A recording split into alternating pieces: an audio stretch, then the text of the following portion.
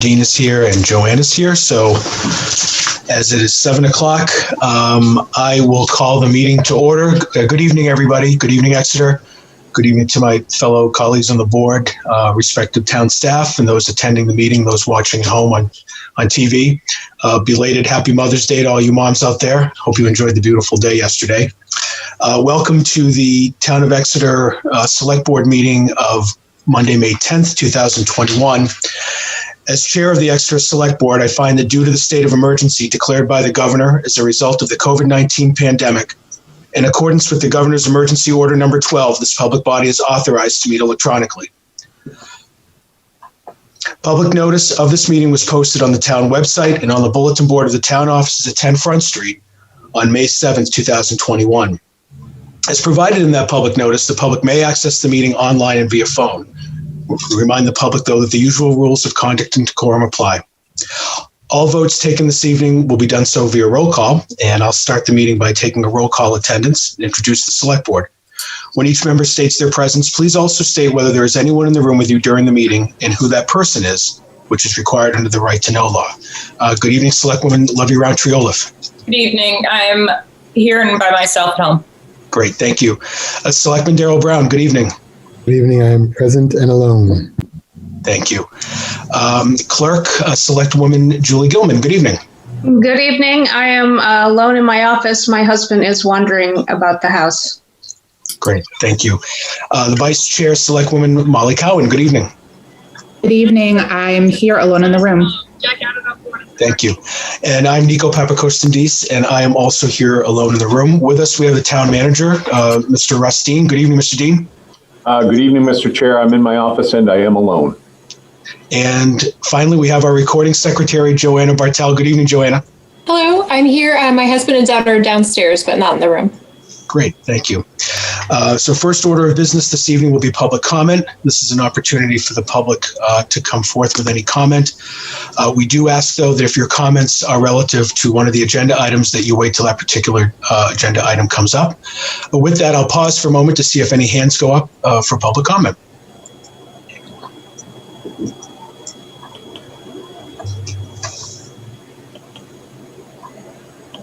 Seeing none from the public, I'll bring it back to the boards. Selectwoman Round-Tree-Olaf.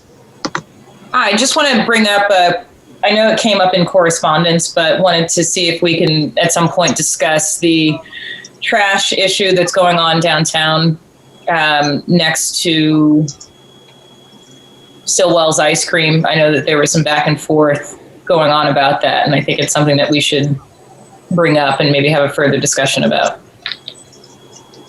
Sure. We received correspondence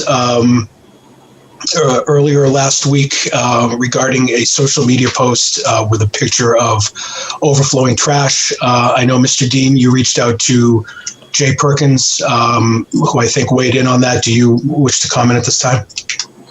Not right now, but I can find the correspondence we had. If we want to maybe discuss it a little later in the meeting, either under my report or during select board committee reports, we could do that. Great, thank you. I would like you to discuss his response, because I know Selectwoman Round-Tree-Olaf, Jay did look into it, and from what I remember from his response, it was a one moment in time. I believe, and Mr. Dean can read or summarize the correspondence from Mr. Perkins, but apparently they empty the trash 3 to 4 times a week. They have a set schedule, and Mr. Perkins also, when the weather's nice, goes down on the weekends to see if it's overflowing. So, but I'd rather Mr. Dean summarize his email when we get into that. Sounds good. Great, thank you. Any other comment from the board? Okay, moving forward. Before we get into our proclamation of this week, or rather for next week, I do want to mention that last week was the National Public Service Recognition Week, which was established federally in 1985 to recognize those that volunteer for public service all the way down to the local level. And we on the board would like to give heartfelt gratitude and appreciation to all of our volunteers on our boards and committees, both past and present, and thank you all for your service and for your time. And with that, Madam Clerk, next week is the National Public Works Week proclamation, and there's a proclamation in our packet for you to read.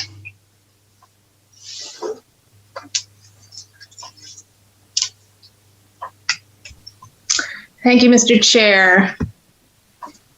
This is National Public Works Week proclamation for May 16th through 23rd, 2021. Whereas public works professionals focus on infrastructure, facilities, and services that are of vital importance to sustainable and resilient communities and to the public health, high quality of life, and well-being of the people of the town of Exeter, New Hampshire, and whereas these infrastructure, facilities, and services could not be provided without the dedicated efforts of public works professionals who are engineers, managers, and employees at all levels of government and the private sector, who are responsible for rebuilding, improving, and protecting our nation's transportation, water supply, water treatment, and our solid waste systems, public buildings and other structures and facilities essential for our citizens. And whereas it is in the public interest for the citizens, civic leaders, and children of the town of Exeter to gain knowledge of and to maintain an ongoing interest and understanding of the importance of public works and public works programs in their respective communities. And whereas the year 2021 marks the 61st annual National Public Works Week, sponsored by the American Public Works Association / Canadian Public Works Association, be it now resolved, we, the Select Board of the Town of Exeter, do hereby designate the week of May 16th through 22nd, 2021 as National Public Works Week.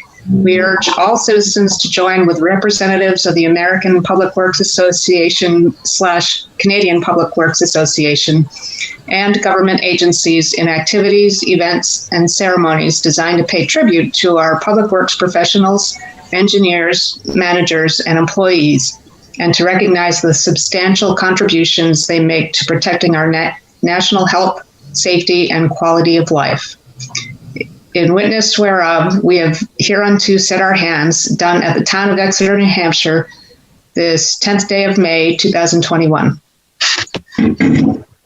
Great. Thank you, Madam Clerk. And I see that we have the Director of the Public Works Department, Jennifer Perry, on this evening. Jennifer, thank you, and thank you to the department for all the work that you do. Much appreciated. You're welcome, and thank you for recognizing all the work that we do. We appreciate that, and we have a lot of people that put their hearts into it. Thank you. Yeah. Okay, moving ahead, we have the approval of the minutes. I would ask at this time if there are any amendments or revisions to the Exeter Select Board meeting minutes of April 26, 2021. And if not, I would entertain a motion to approve the minutes as written. So moved. Second. Motion a second. Any discussion? Seeing none, Madam Clerk. Selectwoman Roundtree Olaf. Aye. Selectwoman Cowan. Aye. Selectman Brown. Aye. Clerk says aye. Mr. Chair? Aye. Motion passes unanimously. Thank you. We don't have any appointments this evening, so we can jump right into discussion and action items. And first on the docket, we have Chief Wilking and our Health Officer, James Murray, to offer up the COVID-19 update. Chief Wilking, good evening. Good evening, Mr. Chair, Select Board, and guests on. I'm pleased to actually give some good news tonight. As reported Friday for the packet, we've watched the numbers statewide drop steadily for the past 3 weeks. Exeter has been seeing the same. So we've had about 190 to 200 positives each day in the state. We've had a couple of blips of really low numbers and whatnot, but Exeter as of Friday had 13 new positive tests, and just to kind of keep it up to date, I was following it over the weekend, and we had a run of 3 great days. We had no new tests on Friday, no new positives on Saturday, and only 1 on Sunday. So if we can string days like that and weeks eventually together like that, the town is going to continue to look in great shape. We're tracking 14 cases townwide that are still active, and that's an extremely low number. Those are indicative numbers of the summer of last year when we saw quite a drop-off after a really busy spring. So Rockingham County still has the fixed site open. We're hearing some movement within the state of possible end dates, talking about June, July, August. It's going to be based county by county. It's not going to be all inclusive of the state. So counties that still have a lot of people to be vaccinated will keep their fixed site open longer than other regions, perhaps up north, that just aren't seeing the people frequent the vaccination sites. But we speak to the fixed site regularly. Chief Paisan's out, and they're still vaccinating nearly 1,000 people a day, but they have hundreds of appointment times and dates open. So if somebody were to need or want a vaccination, there's plenty of time, pretty much on any day of the week available. We've all been waiting to see, and I guess I caught a loop of the news at 6, and the CDC has granted emergency emergency use authorization for children as young as 12 years old. So that's going to enter us into a whole new discussion with the schools as far as offering vaccinations to school-age children, or anybody in town with school-age children 12 and older. Chief Paisan has been working with the schools now for the past 2 weeks on what that would look like and how regional that would be. And we'll as those become more solid plans, we'll be more happy to share those with you here. As reported earlier, we are pretty much done, we meaning the fire department. We have administered over 5,000 doses to nearly 2,500 people in the greater Exeter area. The identified list of facilities and populations have been totally vaccinated with 2 doses. So I'll let James kind of talk about the things that he and Chief Paisan are working with. But that was a big undertaking, and honestly, for the last week, we were able to take a deep sigh and a breath before we again chat about the schools.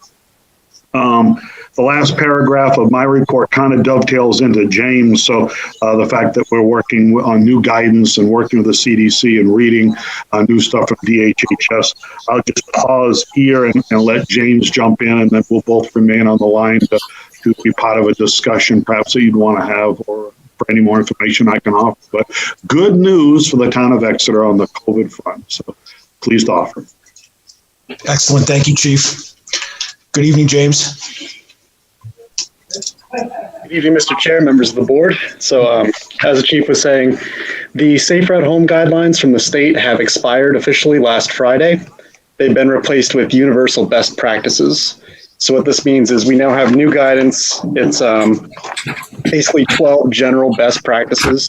None of these are requirements in terms of guidelines. So, for example, when you're looking at individual industries such as the restaurant industries, pools, massage, all those industries that were listed before under Safer at Home, those recommendations are gone. Those guidelines are gone. So we're back to kind of a best practice recommendation from the state. We do still have our mask mandate in town, which is set to expire May 29th at this point. I have been reaching out to other communities. I've talked to Newmarket, Durham, and Portsmouth. Those are the communities closest to us that also have mask mandates. It sounds like I have the dates here. Let's see. Newmarket is set to expire June 4th. It sounds like they're going to let their mandate lapse. They will not be renewing it. Durham is in the same boat for June 5th. They will not be renewing their mask mandate. And Portsmouth is due to lapse later in June. At this time, it's unclear if they'll be renewing. I also messaged health officers from Nashua. Their board has tabled the discussion for now, but we'll be taking up a discussion soon on whether or not they'll be renewing. So as we move into the summer, as the state is going back to recommendations, I guess I would like to ask the board what direction they would like to see our mask mandate move. I do think if it is renewed, it should be updated for sure. I've included some revisions to our current mask mandate, but just wanted to get a feel for if the board is looking to renew it after May 29th or let it lapse. Okay. And James, just for a point of reference, when does Nashua's ordinance expire? They didn't say in the email. I can look into that. Okay, just out of curiosity. Comments and thoughts from the board? Selectwoman Gilman? Yeah, thank you, Mr. Chair. I was just wondering if anybody has reached out to the businesses around town who, some of them still require a mask despite the governor's relaxation of the order, and whether or not the businesses feel like they would like the backup protection of the town keeping the ordinance. That's a great question. I have not personally, no. Okay. I've had a number of people reach out to me to thank me for having this mask ordinance that businesses can point to, because they still want to have a mask ordinance or, mask protection in their individual stores. I am happy to update it to reference current CDC guidelines about being outside, but I am not comfortable lifting the mask ordinance for inside public spaces in our town at this time. Selectwoman Gilman? Oh, okay, your hand was still up. Any other thoughts or comments from the board? I think one way or the other, James, if the board does decide to move forward with extending this, it obviously needs to be updated. I liked your edits and your updates so far. Obviously, the CDC has set guidelines, or taken away guidelines, rather, restrictions for the outside use of masks. But I think Selectwoman Cowan brings up a good point about individual businesses, and as we as a town, can we help support whatever their initiatives are? We have one more meeting before the mask ordinance expires. Would the board be more comfortable with having maybe Mr. Murray and Mr. Wynnum reach out to local businesses to see what they'd like from the town? I would be.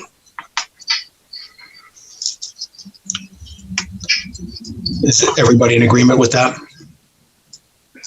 Yes, I think that I would like to make it so that some businesses are going to choose to keep the mask ordinance in place, and some are going to choose to relax it.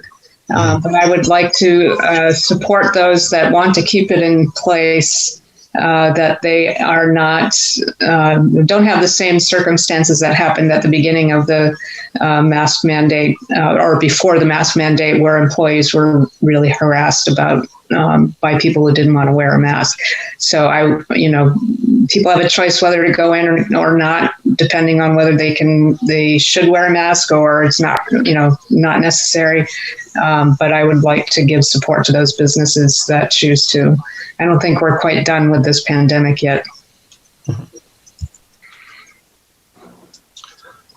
So, James, between now and the next meeting, maybe you and Mr. Wynnum can reach out to some of the local businesses, see what the concerns are, see what folks want from the town, and then maybe further revise the ordinance. We can bring it back to the board on the 24th.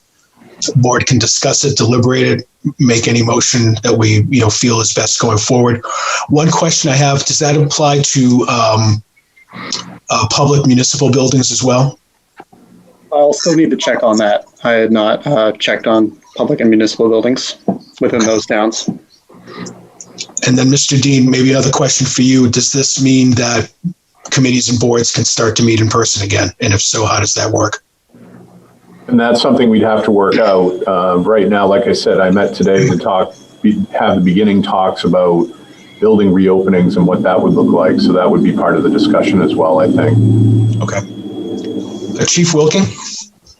Yes, thank you, Mr. Chair. One of the things that struck me as I read the mask ordinance, and James and I were kind of brainstorming edits, was the general premise of our initial mask ordinance, when the state had really no guidance, was that of an educational piece. And I think that absolutely worked well. That and all of us here at this kind of forum, harping repeatedly and getting it out. The question just begs, and let me go on record and say I fully support the board with an indoor mask ordinance if that's the direction they choose. But I just question now, how much more education is there, and are we actually setting businesses up to be to create more of a confrontational approach? And I know I'm not going to put words in Chief Poulin's mouth, but I honestly think the police department needs to be engaged in this conversation as we morph from the pandemic at its worst to some change, some end game. Where are we going? Where do we foresee this going in the next 3 months or 6 months? I don't think anybody can truly predict it, but I just ask, give some thought to the general language of that, and how we're gonna support a business that refuses service to somebody who will not wear a mask if the business wants the protection, and I just think that's going to be a big piece of this moving forward. And I don't know if that's why some communities like Durham and Newmarket and Portsmouth are backing out of it, just due to the general state and national flavor. But I think we're going to need to answer that here as a forum as well. No, thank you, Chief. That's an excellent point. Mr. Dean, maybe in the time between now and the next meeting, can you reach out to your peers in those communities and just try to get an idea of what their thought process was? Or Sure. Happy to do that. Mr. Murray? Thank you. Another piece of that is that, masks are only one piece of the puzzle. So another way that we like to support businesses is by offering the vaccine. Mm-hmm. Assistant Chief Pizon and myself have done 4 mobile clinics so far for restaurants in Exeter. We want to expand that. I reached out to many of the food establishments in town and got a limited response, but we want to expand that to retail as well, any business in town. I do have an email address here that they can reach out to. If anyone wants to reach out to exetervax@gmail.com, that's EXETERVAX@gmail. I'll be responding to that email separately. It's something that we can set up mobile clinics for.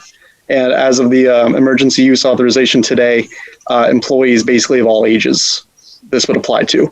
So we can order the supplies from the state, the vaccines, and we can come right out to the place of business and run a clinic. So we want to offer that to businesses as well to support them. Thank you. And, it also brings to mind, and we have an email in our packet, from a business owner here in town who I had the opportunity to speak with in person about a week and a half ago.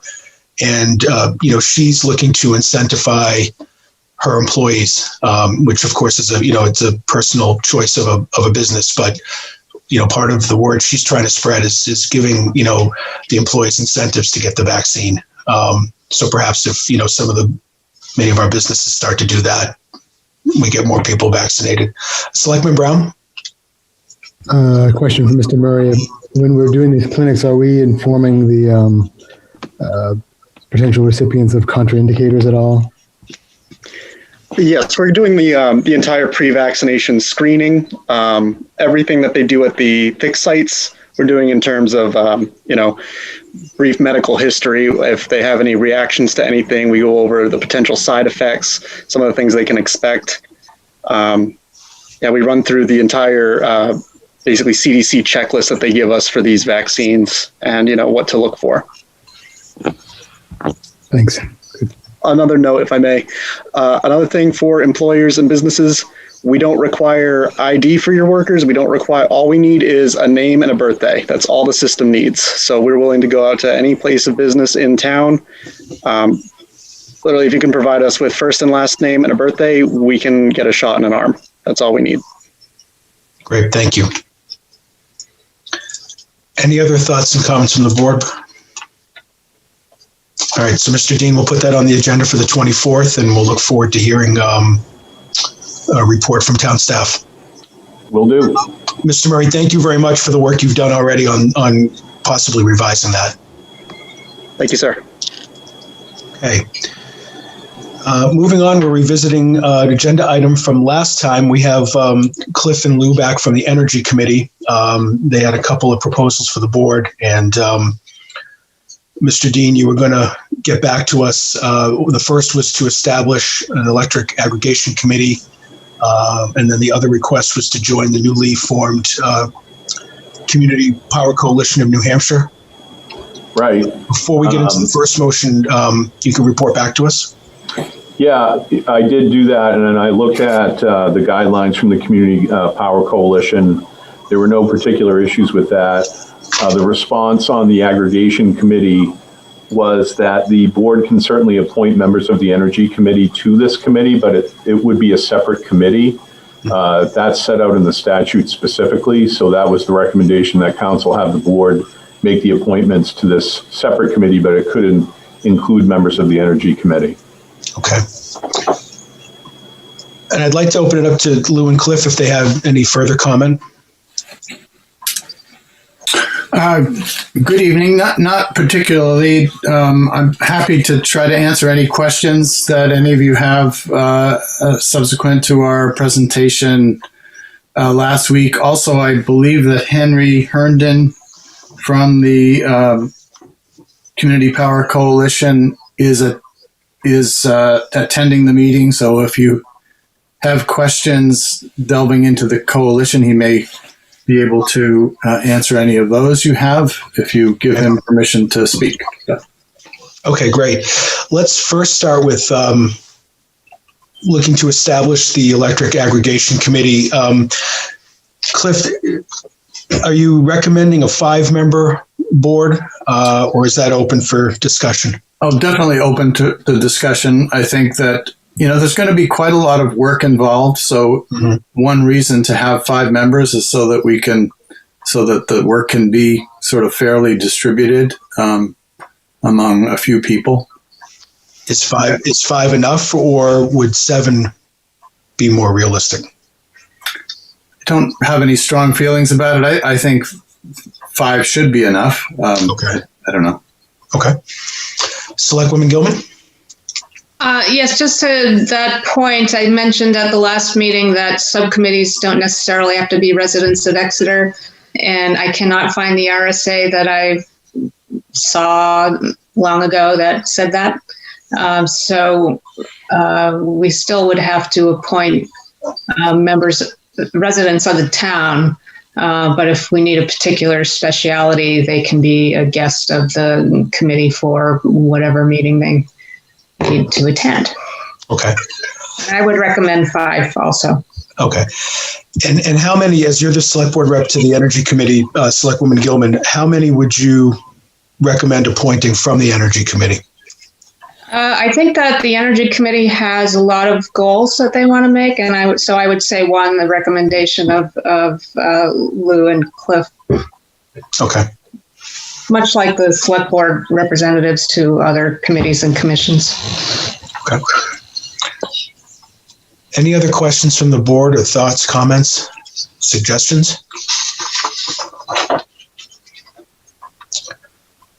Okay, so seeing none, I would entertain a motion from the select board to establish and form a 5-member Electric Aggregation Committee. This ad hoc committee will be charged with investigating community power for Exeter and will exist through December 31st, 2022, unless extended by the select board.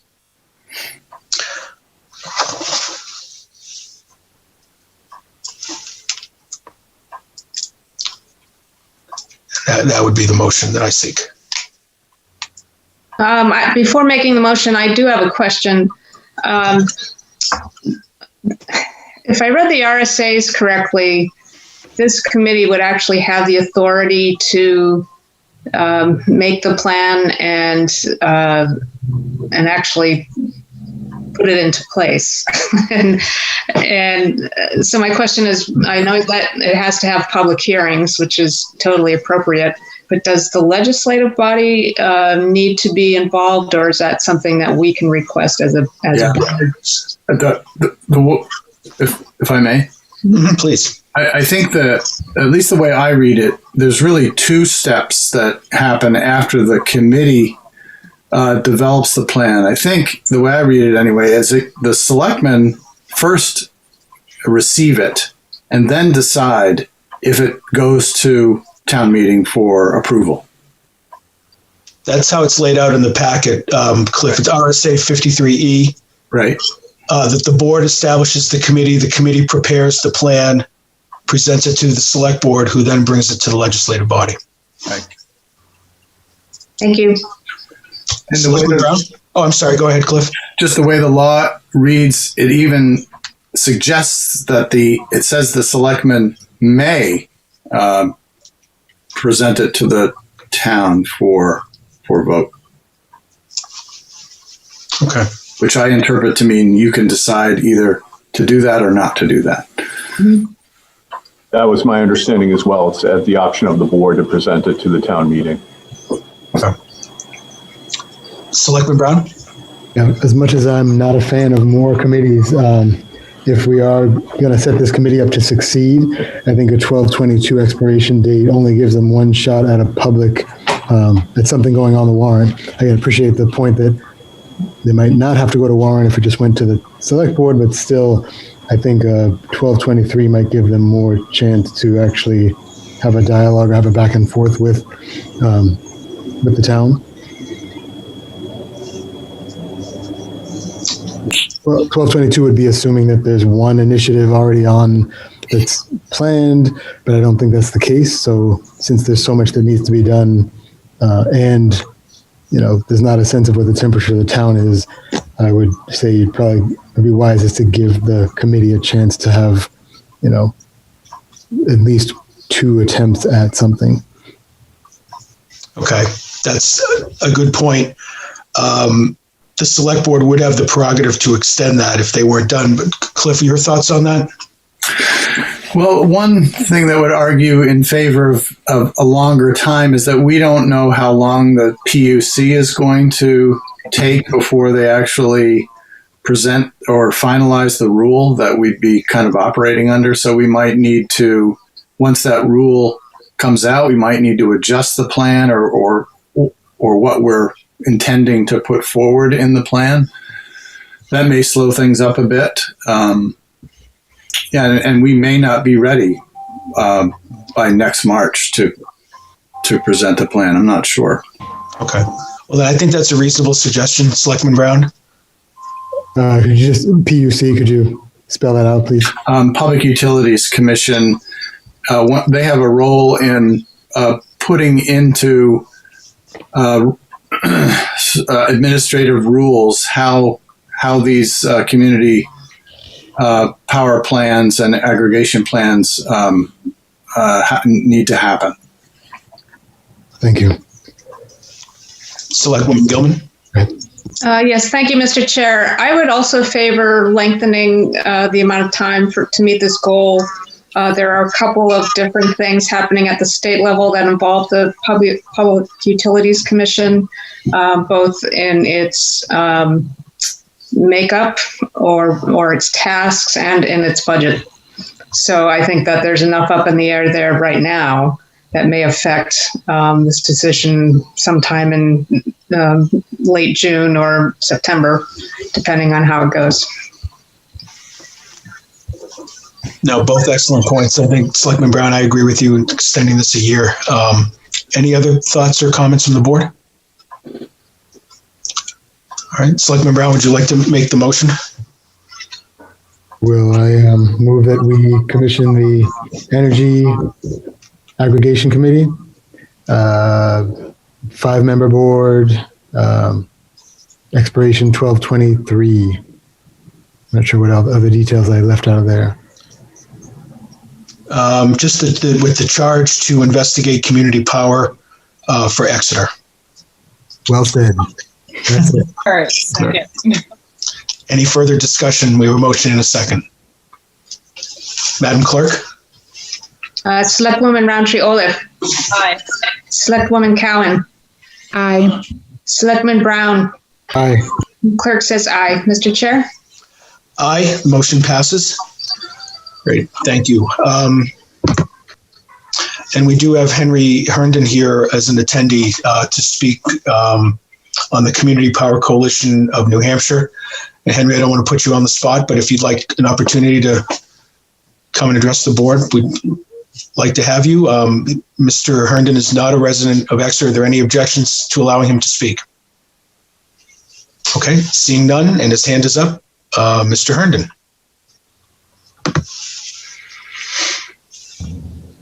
Hello, can you hear me? Yes, we can. Good evening, sir. Good evening. My name is Henry Herndon. I am an independent consultant who has been working over the past year with a number of communities on community power initiatives here in the state.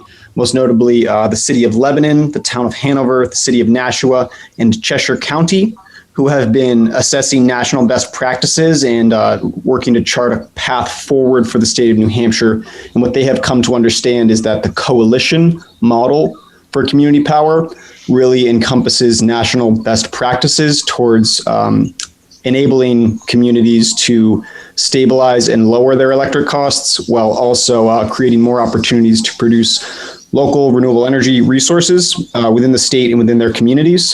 So that's a little bit of background on the coalition, and it is in its formative stages.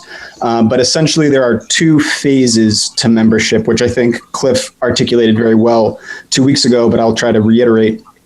At present, if the Exeter Select Board were to vote to join the Community Power Coalition, the community would gain access to this statewide network of experts and all of the resources and lessons that they have been developing towards supporting communities to implement effective programs in phase one. And then at such a point, if the Exeter Electric Aggregation Committee were to develop a plan, potentially in coordination with the resources of the coalition, present that plan to the select board, and then have the select board move it on to town meeting. And if town meeting were to vote to adopt that plan, Exeter could then in phase two benefit from the economies of scale associated with program administration, energy procurements, and high quality services through the coalition model that is developing in the state. So that's sort of the quick overview to recap what Cliff discussed a couple of weeks ago, and I'd be pleased to take any questions, but I don't have any sort of long-winded spiel. I'm just available if there are questions of the board. Thank you for your time. Thank you. Are there any questions of Mr. Herndon? Comments from the board? Mr. Herndon, I just have one quick one. If we vote to join the coalition, what, if any, paperwork needs to be signed, and do we need to authorize the town manager to do that? Yes, excellent question. The document in question is the coalition's joint powers agreement, which has been developed by those communities and approved as compliant with New Hampshire law by the Attorney General. So that joint power agreement, it's a contract among communities to share their authorities under a new entity. So that is what the board would vote to approve for execution by the town manager. Okay, thank you very much. Any other questions for Mr. Herndon? Okay, seeing none, I would entertain a motion for the town of Exeter to join the newly formed Community Power Coalition of New Hampshire and further authorize the town manager to sign the coalition joint powers agreement. So moved.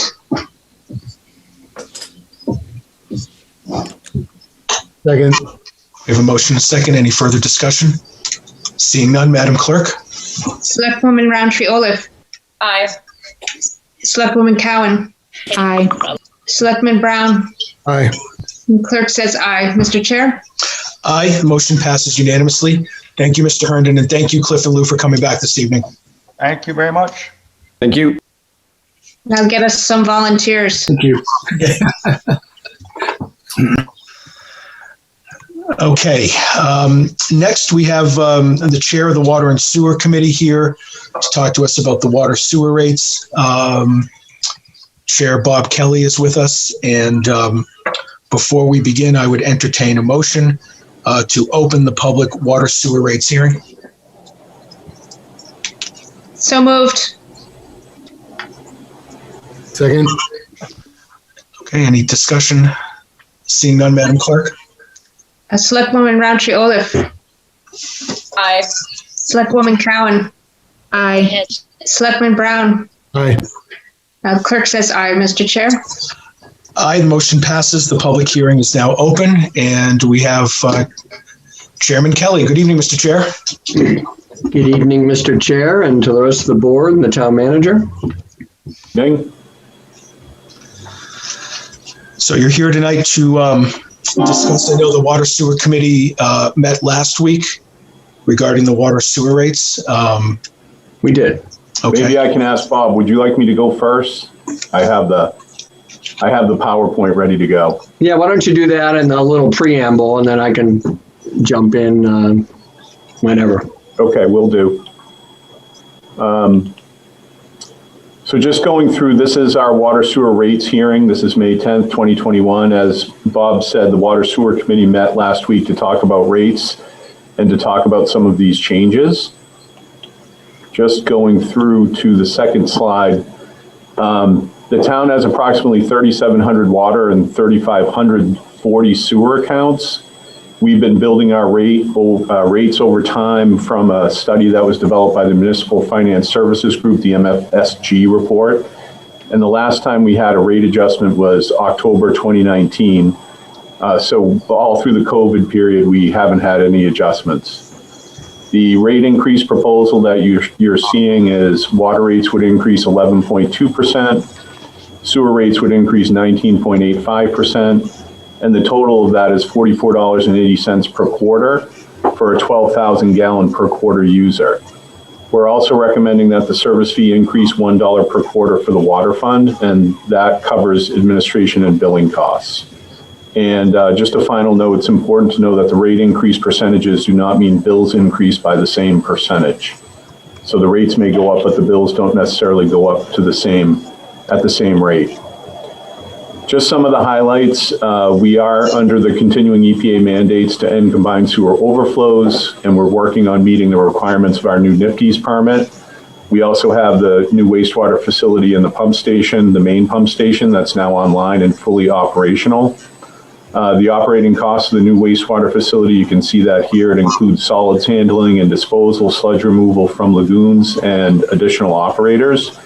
And we also have our debt service payment to make each year, and that's approximately $3.5 million per year for 20 years. One of the other things that are impacting the sewer rates, especially, is the loss of the state aid grant money. We've talked about that a lot, and that's $800,000 plus or minus per year that we've lost. We also have some approved sewer project, the Salem Street Utilities Project, the West Side Drive project, and the Squamscott River Siphons project that are impacting rates. We have been able to raise some additional revenue through septage sales to private haulers, and that's brought in approximately $150,000 per year in new revenues, so that is a piece of good news. I'll stop and ask if there are any questions so far. Okay. On the water side, we've got water projects that include the groundwater surface water assessment for $800,000, our groundwater development program for $1 million, and then this year we have capital outlay 2 major projects. There's the cleaning of the surface water treatment plant lagoon, and then we have some upgrades we need to make at the surface water treatment plant on Portsmouth Avenue, and those total $500,000 total. So if these rate increases that are recommended to be implemented, we do that with the July billing, and that would ensure that each district is billed twice at the new rates in 2021. Here are the numbers, and I won't repeat them all, but this is how it adds up. You can see the water rate at Tier 1 goes to $9.32 per 1,000 gallons. Tier 2, $11.66 per 1,000 gallons, and Tier 3, $13.98 per 1,000 gallons. On the sewer side, it would go to $16.34 per 1,000 gallons at the Tier 1, $20.42 per 1,000 gallons at the Tier 2, and $24.51 per 1,000 gallons at the Tier 3. The water service fees would go up $1 per quarter, and the sewer service fees would stay the same. We would also adjust the sewer flat rates to $238.75 per quarter, and that's the rate would increase with additional bedrooms in the home. We have a handful of accounts that fit that model, so we need to adjust the rates for those when we adjust the rates for everything else. Now you can look at the average bill and how that changes. Right now, the average quarterly bill is $347.12 for a user of 12,000 gallons per quarter. Under the new rates, it would go up to $44.80, and it would go up to $391.92. So just a little bit about our rates. The town uses an increasing block rate structure. We encourage conservation through that. We do our rate adjustments utilized to prevent funds from falling into a revenue deficit, and that's certainly why we're adjusting rates here. Then the rates are adjusted along with the budget, and they need to be adjusted in advance to ensure stability of rate revenue. Basically, we have current receivables that are typically out over $1 million, and so we need to adjust the rates in advance to be sure that our funds remain solvent. At any time in the collection cycle, there's typically $1 million in receivables, as I just said, and then with rate adjustments, revenue should be reviewed as they are based on water use, which may change due to various factors. So and then we can't account for future mandates like PFAS and PFOA. So without further ado, that is my presentation, and I'll stop there for any questions. Thanks, Mr. Dean. My question, people who are living in a group setting, condo or modular home park, their conservation is still comes, whatever the aggregate of their grouping is what gets charged, right? Not, if they reduce their usage, it's still the aggregate of their grouping that determines their rate. Yeah, so we have the tiered rates, so that's correct. They may fit into a higher tier, but they are billed at our tiers right up to that higher tier. Hopefully that makes sense. Yeah, and is there anything we can do to encourage that aggregate type conservation? Or? We do active conservation measures. We try to get people to conserve as much as possible. We have programs in Public Works that do that, and they do a good job of it. I'm not sure what we could do to do any additional conserving. I know some of the condo units that are on master meters have, they have a larger bill, and we just encourage them to go through DPW and ask them for conservation, water saving equipment, things like that, which we do offer. Okay, thanks. And then second question is, none of this includes any of the emergency work that needs to be done under the river, right? That's correct. It does not include that. Selectwoman Gilman? Yes, I'd just like to emphasize the lack of state aid grant for the wastewater treatment plant. That has been promised to us for a number of years. And not funded. It was in the governor's budget this year, but removed by the House Finance Division. And now it's currently in the Senate Finance Committee. And I would encourage you all to contact the Senate Finance Committee and say, please put this back. It was promised and we need it to offset the costs of the wastewater treatment plant. And also contact the governor to please reinstate it into the budget that he proposed. Thank you, Mr. Dean. I know that we need to do this, but if we're shooting for the July billing, that gives folks less than 60 days notice. Number one came to mind, and then also, to the best of your knowledge, has there been an increase in delinquent payments over the last year during the pandemic? I'm concerned how this might affect folks that right now, can't pay their bills. Have we seen an increase in that? I know the finance director's report is next, and maybe she can talk a little bit about that. As far as the rates being implemented, I know our recommendation was going to be to implement them with the billings beginning after July 1st. Because that would mean that there would be equal billing across the three districts. I understand. And I know our outstanding invoices that are 90 days or greater are a little higher than they have been in the past, but not markedly higher. And again, that's something you'll see when the finance director does her report. Okay, thank you. Any other questions of Mr. Dean? Chair Kelly, do you want to weigh in now? Yes, thank you, Mr. Chair. Just a few supplemental items. Thank you, Russ, for kicking that off. I guess it's important to realize that between the projects that we've approved through the budget process, as well as the fact that we haven't adjusted the rates, and now coming up almost on certainly a year and a half to 2 years by the time they're implemented, we're going to be looking at some pretty significant deficits in both the water fund and the sewer fund by the end of the year if there's not a rate adjustment. The deficit in the water fund is going to be almost $283,000, and the deficit in the sewer fund, primarily due to the sewer plant, the new plant debt service, is going to be over $860,000. Again, this is by the end of the year if we do not make an adjustment.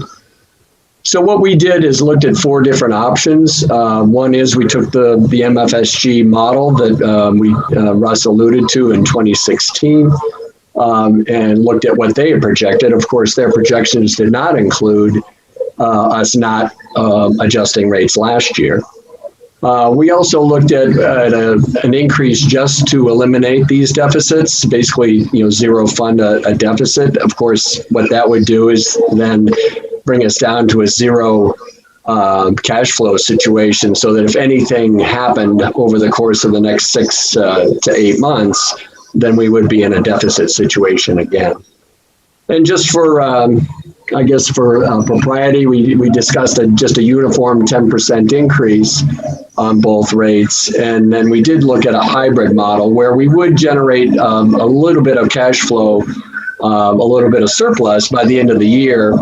Again, noting that a couple of projects that we've looked at with the Public Works over the last 6 months are sort of liquid at this point, as Selectman Brown alluded to. The siphons are projected to cost several $100,000 more than the warrant article. So we wanted to have a little bit of a cushion. So we had come up with a hybrid rate structure that Russ showed you that would provide us, in theory, about $100,000 in surplus in the water fund at the end of the year, and about $250,000 in surplus in the sewer fund. And we thought this was, good planning, again, so we wouldn't have to come back at the beginning of the year with a potential adjustment if things with the siphon construction didn't go exactly the way it's planned. So one of the processes that we went through is to try to figure out the least impact rate increase while still providing us this little bit of cushion. As Russ alluded to, the water rates would go from about $8.38 per 1,000 gallons to $9.32. And the sewer rates, these are for just the tier 1 users, will go from $13.63 per 1,000 gallons used to $16.34. This really actually amounts to a very small jump, about a 40 some odd dollar increase to an average bill of 12,000 gallons used per quarter. So given the fact that we're looking at some significant deficits, it's not taking much of an adjustment to get us into a surplus situation, which we thought was good news. This should take us well into next year and not have to revisit this probably until this time next year, or maybe at the end of the year during the budget process. So again, to stress, we're playing catch up now because we did not have an adjustment last year. And the budget last year did include a number of capital improvement projects internal to the budget, effectively public works maintenance items that were necessary. And so this adjustment will fund those and take care of those well into next year, if not to probably the end of 2022. So the Water and Sewer Committee approved the increases that Russ showed you unanimously, 5-0, and we would recommend that they do begin with the roughly the July 1st tier billing, which would make everybody start at the same time with the same rates when they get billed. So certainly between Russ and I, will answer any questions, but this is basically playing catch up from 2019 and last year, and for about an average of about $42 or so a quarter to an average user's bill. we'll be able to go from a significant deficit to a pretty nice cushion within a fairly short period of time. Thank you, Mr. Chair. Selectman Brown? Thanks, Mr. Kelly. And just for the record, what were the reasons for not raising the rates 2019 to now? I think, effectively it was the pandemic, not to put too fine a point on it. There were a lot of questions last year and just about, people working and the ability to pay the bills. So we thought we'd take this off their plate. So that's basically the reason why. And Chair Kelly, they were increased back in 2019, correct? October of 2019 was the last adjustment that we made, yes. Did you have another question, Selectman Brown? Nope, I did not. Okay, thank you. And Mr. Kelly, just to confirm, the increase in the water was 11.2% and the sewer was 19.85%? Correct. Okay, thank you. Selectwoman Gilman. But again, it's important to stress that percentage does not necessarily reflect a commensurate increase in your bill. Because of the way the tiered system works and just the way the billing works, like I said, the average bill is only going to go up about $40 a quarter. So that the percentages don't exactly line up just because of the peculiarities of the model, the way the model works. Understood. Selectwoman Gilman. Yes, thank you, Mr. Chair. I just wanted to go back to the rate increases over time. When we had to build the very expensive wastewater treatment plant, we knew that we were going to have to upgrade or raise our water and sewer rates substantially, and we decided to do it over time. So we did do an increase every year, but this year was decided to give people a break, and now it's seems a lot heavier than it would have been, but it probably would have been this level anyway if we had even increased it in 2020. So it was a planned increase. Okay, as this is a public hearing, I'll open it up to the public now. If anybody wishes to weigh in, and I'll pause for a moment to see if any hands go up.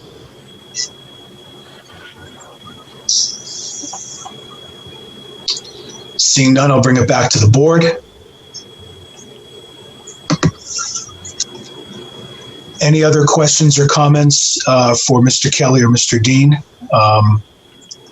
If not, then we can go ahead with a motion. And I don't see any other hands. So at this time, I would entertain a motion to increase the water rates by 11.2% and the sewer rates by 19.85%. As recommended by the Water and Sewer Committee. So moved. Second. Motion and a second. Any further discussion? Yeah, Mr. Chair, do we have to have an effective date? Yes, thank you. To ask Mr. Selectman Brown if you'd amend your motion to have the rate increase effective July 1st, 2021. It's actually, Mr. Chair, I'm sorry, for bills issued after July 1st. So what's the effective at July 31st? Okay. So bills issued after July 1. Okay. So Selectman Brown, I would ask you to amend the motion to increase the water rates by 11.2% and the sewer rates by 19.85% effective July 31st, 2021. So amended and so moved. Seconded again. Thank you, Selectwoman Roundtree. Any other comments, discussion? Madam Clerk? Selectwoman Roundtree Olaf. Aye. Selectwoman Cowan. Aye. Selectman Brown. Aye. The clerk says aye. Mr. Chair? Aye. Motion passes unanimously. Now I'd entertain a motion to close the public hearing on the water sewer rates. So moved. Second. And Madam Clerk? Selectwoman Roundtree Olaf. Aye. Selectwoman Cowan. Aye. Selectman Brown. Aye. The clerk says aye. Mr. Chair? Aye. Motion passes and the hearing is closed. Thank you, Chairman Kelly. Thank you to the board. I appreciate your forbearance, and we'll move ahead. Thank you. We appreciate the committee's work on this in short notice. Thanks. Thank you. Mr. Chair, I was trying to find the right point to interject, but did you adjust the service fee by $1 on the water fund? No, we'll do it. Can we do a separate motion on that? You can do a motion anytime, sure. Okay. And that's a service fee for both water and sewer? Just for the water fund. Just for the water fund? Increased by $1 to $43 a quarter.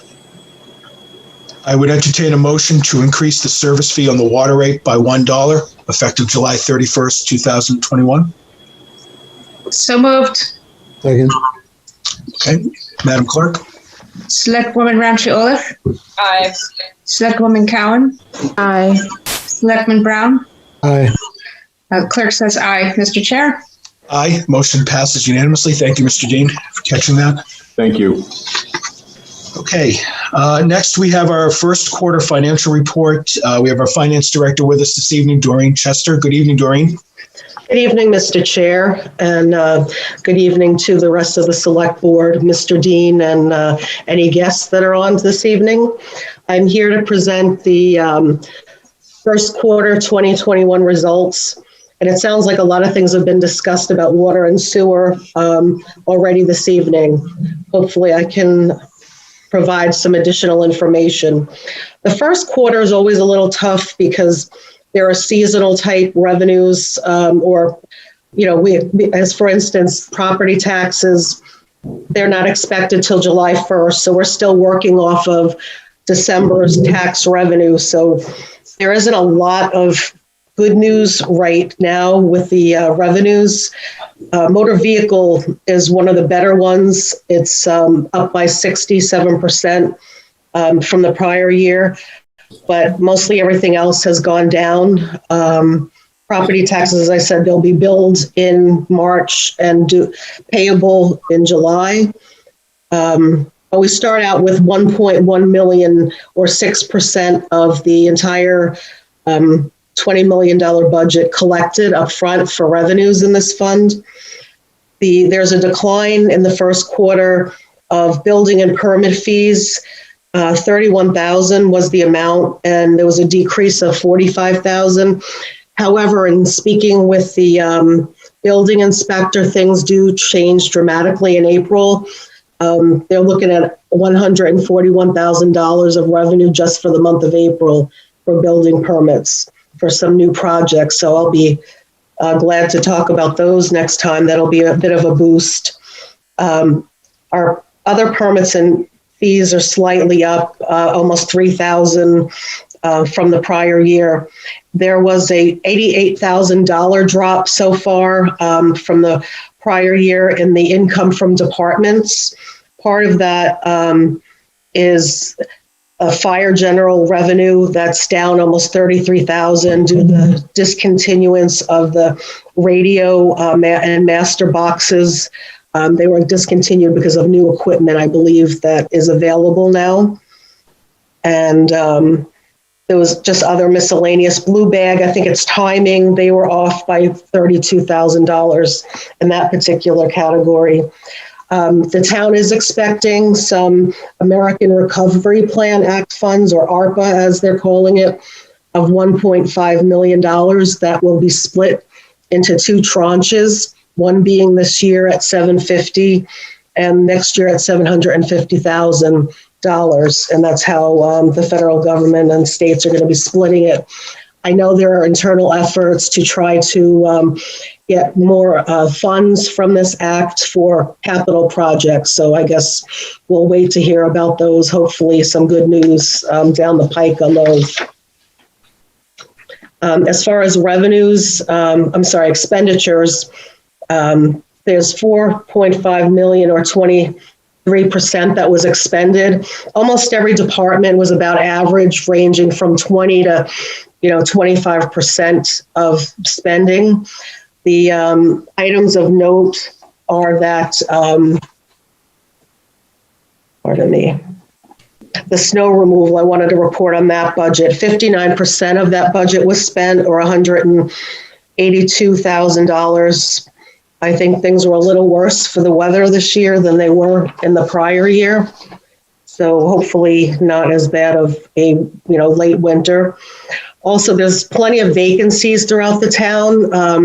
There's an upcoming HR vacancy due to the retirement of the HR director. Also, police have 3 vacancies, 2 patrolmen and an ACO. Public Works has 6 vacancies for various positions, including a highway heavy equipment person, an HVAC tech, an engineering tech that have been open for a while. And I'm hearing that it's very difficult to get people interested in positions these days. I guess there's a lot of opportunities out there. Ending with, we have a net deficit this quarter in the general fund, which is typical, and I do expect that to change once we have the property taxes billed out in May. So it will be more favorable at the end of the next quarter. Did anybody have any questions on the general fund? Just a big question. What's a tranche? It's what they're calling the split on the $1.5 million of the ARPA funds. It's a terminology typically used with venture capitalists, which I'm familiar with because I did work for those. But that's what the state has chosen to utilize. So they're just splitting it. Tranche 1 is in 2021 for $750,000, and tranche 2 is $750,000 in 2022. Thank you. You're welcome. Doreen, quick question. With the general fund net deficit, how does that compare to prior years, generally? I mean, amount, just like, are we on par with how we usually are? I'll tell you in a second.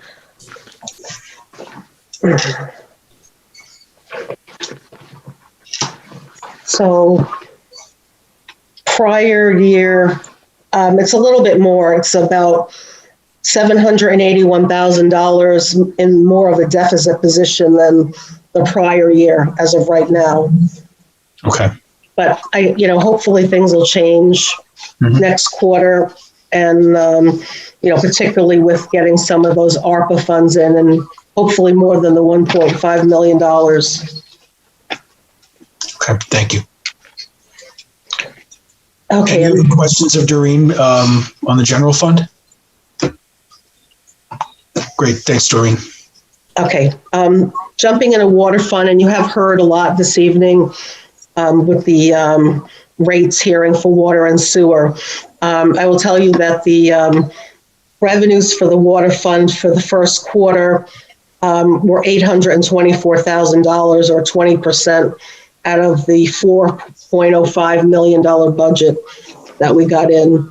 The consumption charges are about 19% of the budget at $656, and the water charges were about 25% collected at $152. Some of the things that did affect, and I'll jump into the receivables. Last year, there was a moratorium set on water shutoff, so there was kind of a buildup. When the governor did that, people tend to not pay if they don't have to. So that kind of got backlogged. There has been some improvement in the receivables from year end. The over 90 days, and this would be water, sewer, both, is a decrease in $23,000 for the over 90. There are 2 large customers, and I believe most of it's on the sewer side, that are causing issues for the larger sewer receivable. And I'll get to that in a moment. But in speaking with the deputy tax collector and water sewer clerk, she has doubled the amount of payment plans this year in water and sewer than the prior year. And some of that is probably attributable to the inability for the town to do shutoffs on the water.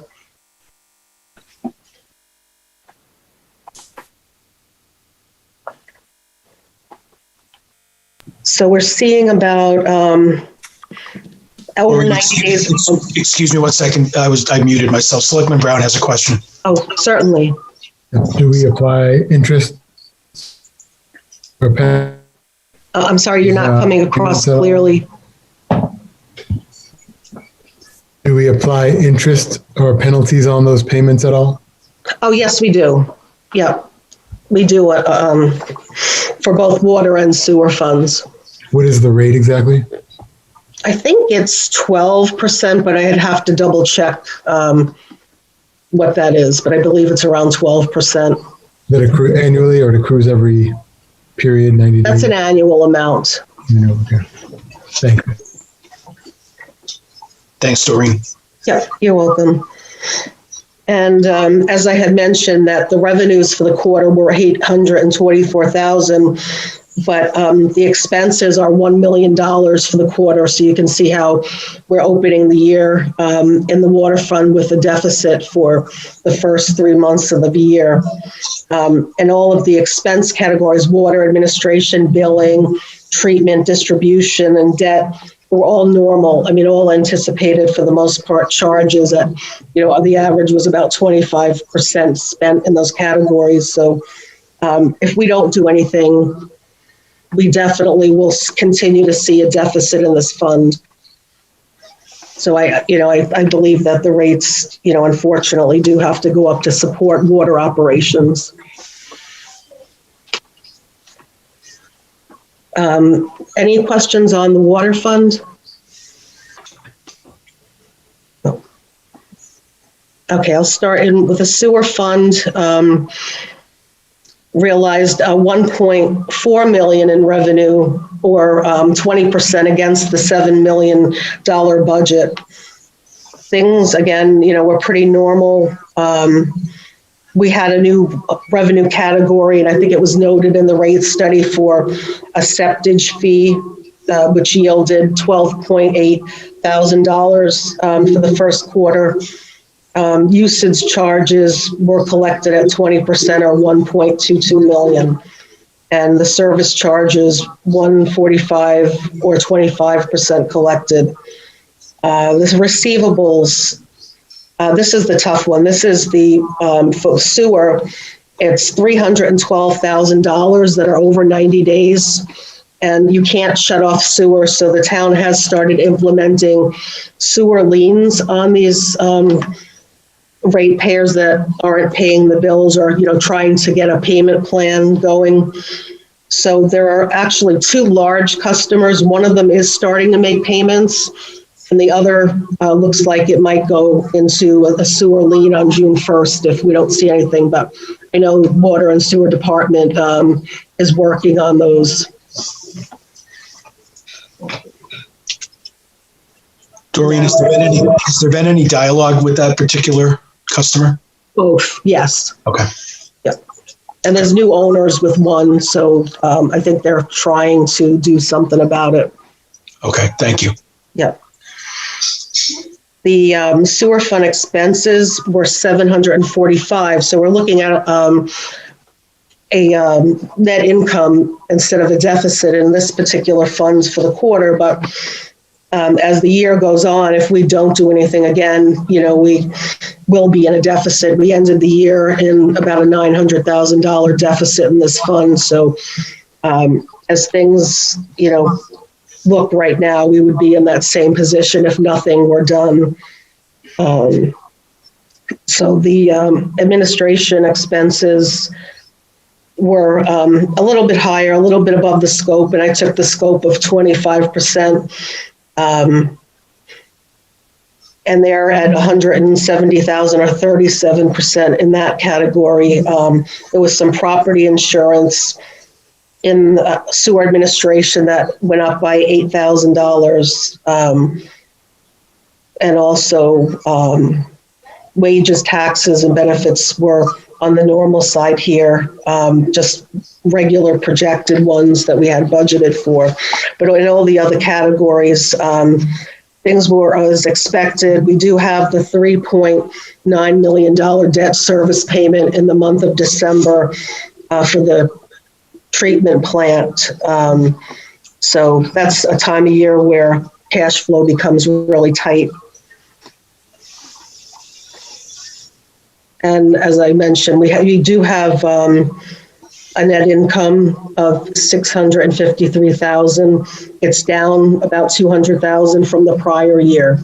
So things do have to be adjusted in these funds. Does anyone have questions on the sewer fund?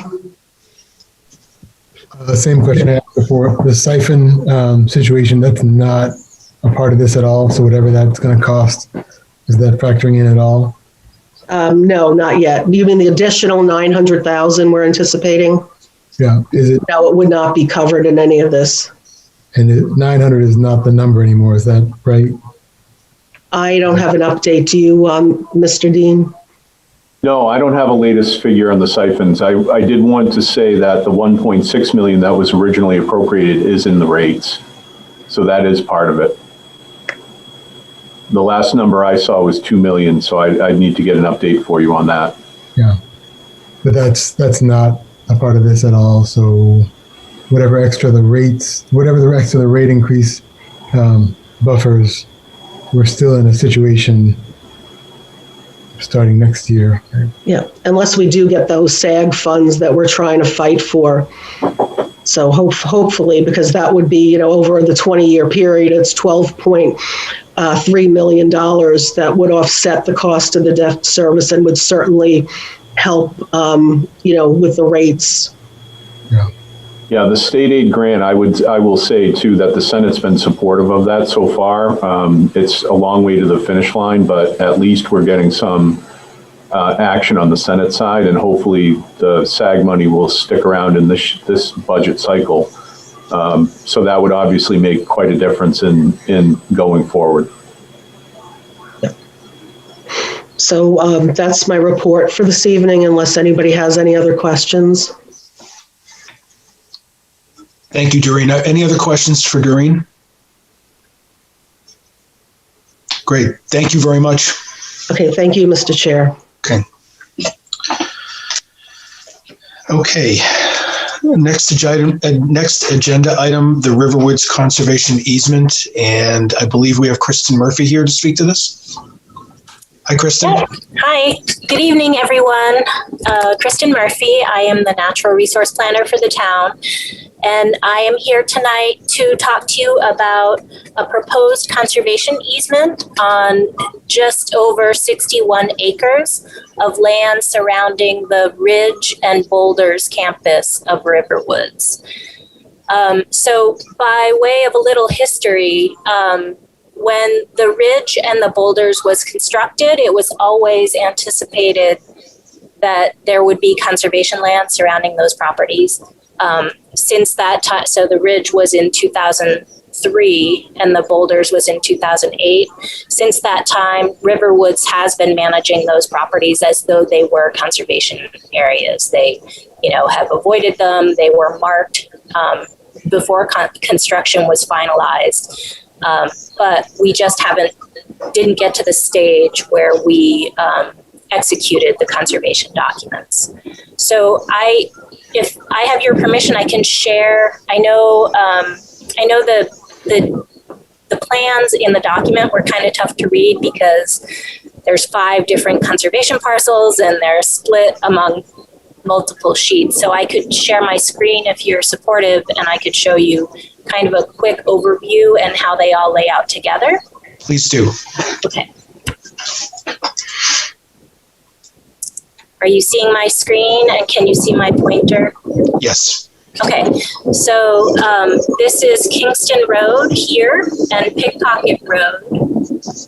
White Oak Drive is the road that you enter into both the Ridge and the Boulders. So the first parcel you get to is the Ridge. Conservation areas 1 and 2, as described in the conservation easements, surround the Ridge. And so basically it is all of the undeveloped areas around these parcels. So conservation area 1 is this wooded section. Conservation area 2 is here. 3 is split, it's here, and then there's a narrow easement north of the development, and it continues on this left side or west side 4 is southwest of campus and includes the west side of Timber Lane, and then 5 is this remaining bit down here. So even though they are 5 disjointed parcels, they do still represent some pretty significant contiguous woodlands and wetlands. So if you are fine with the overview, I can stop sharing, unless there are questions about that. Any questions before we go back to our regular screen? I don't see any, Kristen. Okay, great. It's just easier when I can see all of your faces. So it's been quite a bit since 2008. I think suffice it to say there were a whole host of reasons why it didn't move forward.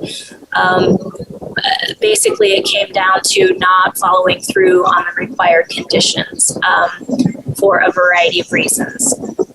Recently, Riverwoods came to the town and Dave Sharples indicated to them that this would need to be wrapped up.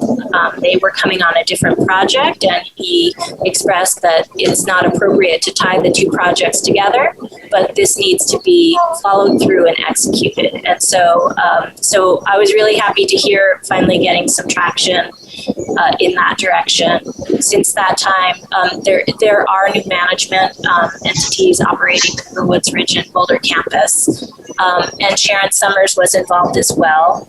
And we have been working pretty diligently to get a draft easement before both the Conservation Commission and before you. There were the meets and bounds descriptions for this property is complicated, and there is a gas line easement, and the original draft did not locate the gas line easement in the proper location, so on-site field work, survey work was required. But we got through all of that, and in 2019, the draft easement language was presented to the Conservation Commission. A subcommittee was formed and there were some proposed modifications to the easement language, presented a final version or a final draft to the commission in December of 2019. And at that meeting, members of the commission were supportive of the language and recommended and voted to recommend to your board acceptance of the conservation as presented, provided legal counsel was supportive of the language. Since that time, I've been working with legal counsel to get the language updated, get the meets and bounds descriptions finalized with Riverwoods. And so what we have before you is a draft conservation easement for both the ridge and the boulders. And I will say environmentally, there are some significant values in place. The state designates exemplary wetlands, which are head and shoulders above even prime wetlands. They are significant statewide. And the west part, area 4, and the north part, the west part of area 3 do contain exemplary wetlands. But these parcels aren't all wetlands. There's quite a bit of uplands there. And so if you have been out there, there are existing trails that connect to Jolly Rand Trail and encircle basically the campus. It also connects to the south and continues to Kimball Reserve, which is a parcel managed by Southeast Land Trust. So it's a great opportunity to finally complete some actions that were always a part of the intent and just had not had the completion and the completed steps. So I'm here tonight to request your support in acceptance of the conservation easement and answer any questions that you might have. Great, thank you, Kristen. Are there any questions or comments, thoughts from the board for Kristen? Okay, I don't see it. That was a very thorough presentation, Kristen. Thank you. If there are no other comments from the board, I would entertain a motion for the select board to accept and sign the conservation easement for Riverwoods as presented. So moved. Second. Any further discussion? Seeing none, Madam Clerk? Selectwoman Roundtree Olaf. Aye. Selectwoman Cowan. Aye. Selectman Brown. Aye. Thank you. Clerk says aye. Mr. Chair? Aye. Motion passes unanimously. Kristen, thanks again. Thank you all. Okay. Next, we have Mr. Wyndham back to discuss further discussion on the mobile vending plan. Good evening, Mr. Wyndham. Good evening. Feel like it's Groundhog Day. So met with Clyde and had a great meeting, great conversation with him. Still the same three options, I think, remain to try to solve the issue. Your choices would, of course, be disallow mobile vending altogether. Option 2 would be in the C1 downtown waterfront commercial districts, allow mobile vending in up to 6 municipal parking spaces adjacent to the townhouse common. And of course, the picture's in the packet, and hopefully you guys had a chance to see it. Mm-hmm. Those sites will be priced at $1,200 per annum, prorated at $100 per month. And finally, option 3 will be the C1 downtown waterfront commercial districts, allow mobile vending in up to those same 6 municipal places adjacent to Town Hall Common, and one parking space on Front Street, exact location determined by the Select Board. The fees for that would be the front street space would be priced at $2,400 per annum, prorated at $200 per month, so twice as much money. It would be an RFP process. I would, beginning January 1st, I would propose that we would allow the existing mobile vendor, which is Clyde, to use it for the rest of this year once his contract's up. So when we did meet, we talked about the price, we talked about the location, and I explained to him that he didn't have to do anything until his contract was up. I believe that's the 8th of July. And so he opted to park his truck last Friday, and I think probably Saturday too, at that same location that we proposed. And I think it went pretty well.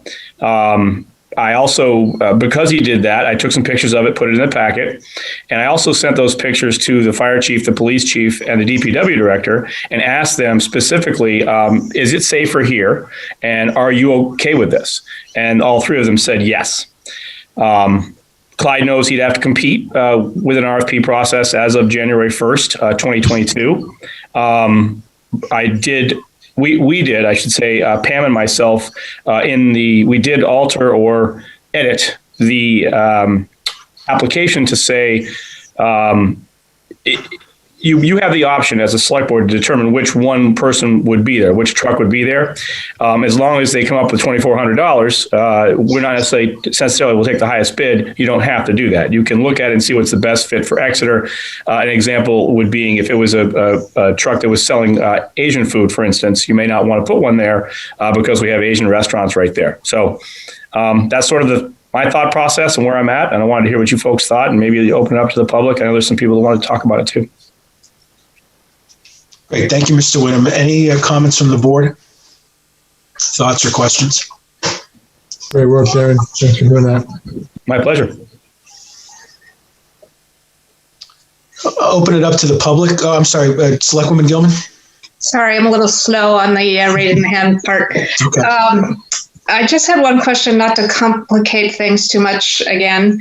But if we do the RFP for parking spots, and given the testimony that we heard 2 weeks ago at the last meeting, that mobile units take more space than just a single car parking spot.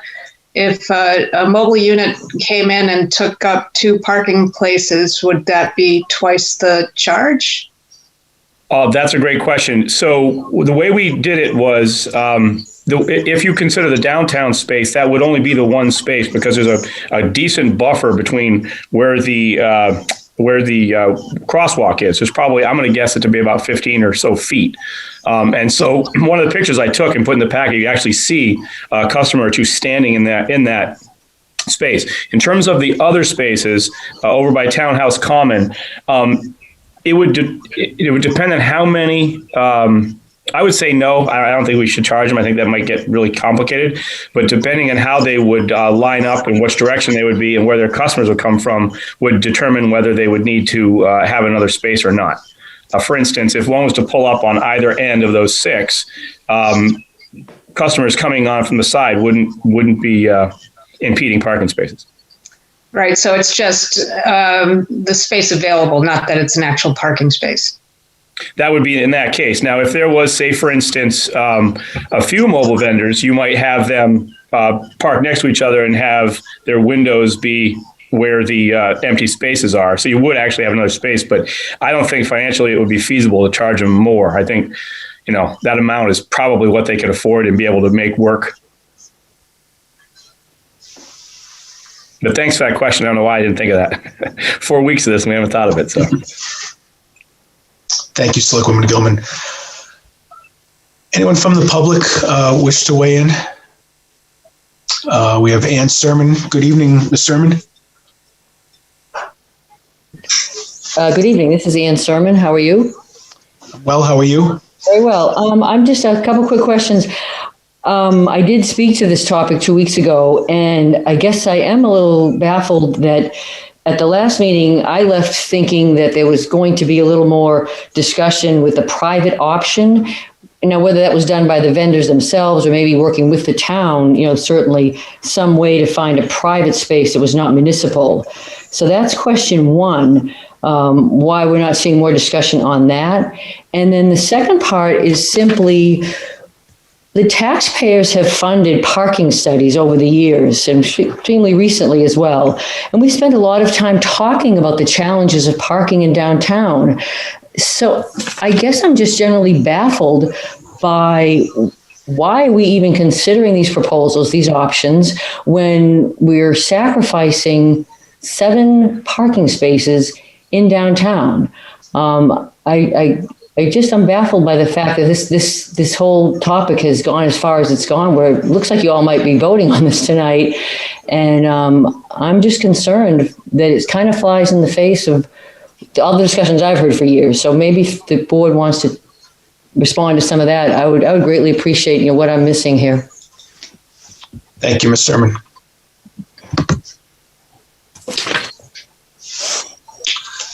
Darren, have you talked to any of the surrounding businesses, and I don't just mean in the downtown, but some of the office buildings around Townhouse Common? Is there a concern about a decrease in parking? I haven't heard any issues. No, I haven't. Because I think the thing is I think it's very unlikely you're going to get a bunch of mobile vendors on the hours when those folks will be there. I think it's just very, very unlikely. I think there's a lot of other places in the state they could go that would be more lucrative.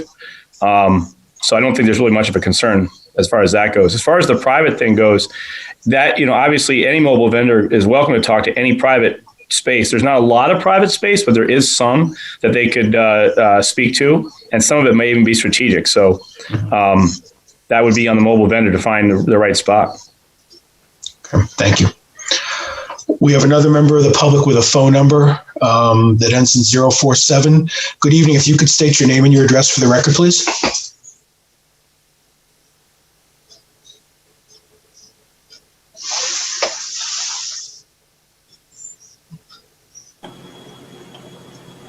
I think that might be muted. I think you press *6 to unmute yourself.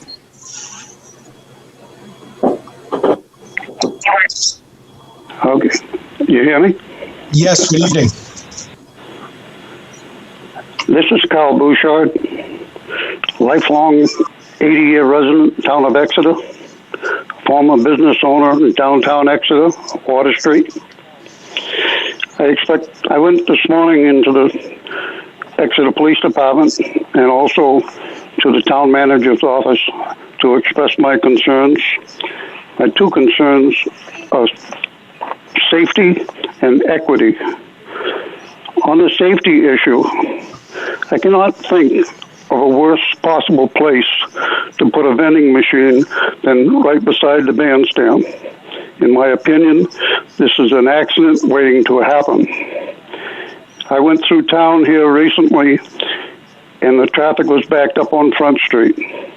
As I got closer to the bandstand, a vehicle was parked on the right-hand side over by the town office, closer down to where the old sleeper building was. Person exited the car and cut across the 2 lanes of traffic, which I was in, to go to this cupcake thing. On another occasion, the same day, I was coming up Water Street towards Portsmouth Avenue, and a person was on the curb in front of the bandstand and darted directly across to the cupcake thing. This might be good for the cupcake man, but it's certainly not good for the people of Exeter. There's a crosswalk halfway up the hill. That's fine. The people going to this cupcake unit don't use that crosswalk. You couldn't have picked the worst location. I have noticed this over a period of time, but this past weekend it really came to light. I think that the town of Exeter allows nonprofits such as the Lions Club, Boy Scouts, the firemen have their boot thing there on one weekend a year. They don't interfere with traffic that I could see. Most of the traffic stops and throws $1 into the boot or whatever, and this goes along fine. As for long-term blanket lease, the town should not be in this business. If somebody wants to lease private property, such as up on Portsmouth Avenue, for example, Summit Realty has a large parking lot, I think this is a good place for it. You know, those are my primary concerns. Number one, though, is safety. I would hate to have not called in and find out a week later that somebody got hit by a car trying to get a cupcake. I thank you for your time. Thank you for your thought, but I would like to say that for the record, this has nothing to do with an individual merchant or vendor. This is about a space. I agree 100%. Yeah. And I didn't want to use the term of the vendor. This to me should apply to any vendors. Understood. I just didn't want to isolate a certain vendor or merchant. That's not fair. Yeah, and I agree 100%. I'm sorry for bringing that one out, but this is what's being defended here. Yep, I appreciate your thoughts. Thank you, sir. Okay.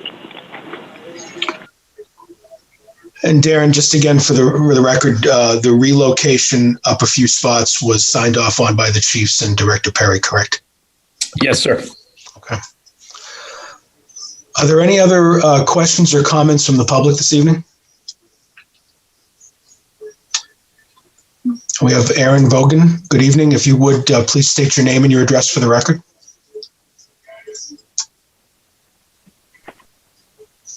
Hi, I'm Erin Bogan. I live at 4 Lamprey Road.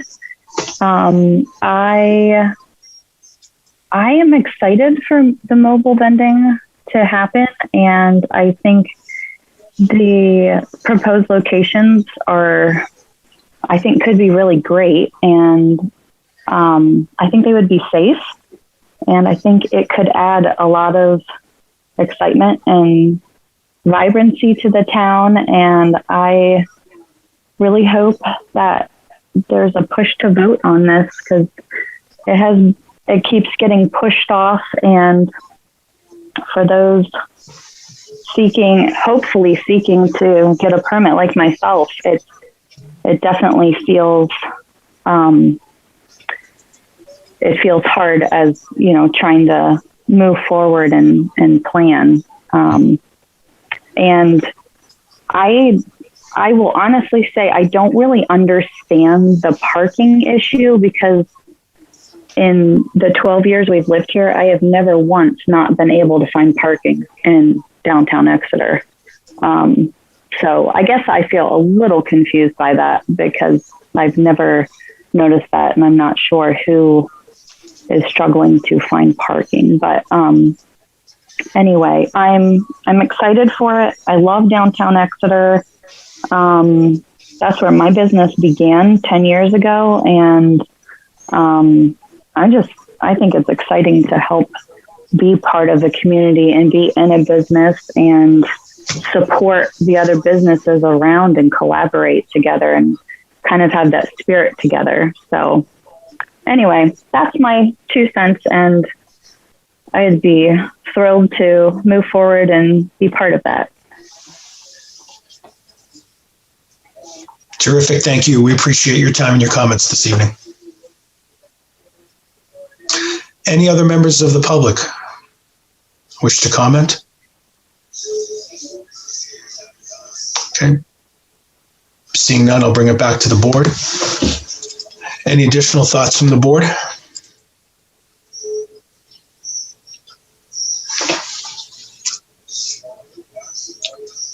So, Mr. Wyndham, as the economic developer, do you have a recommendation for the board? Based on all the evidence that you've collected, conversations you've had with folks, businesses, pro, con?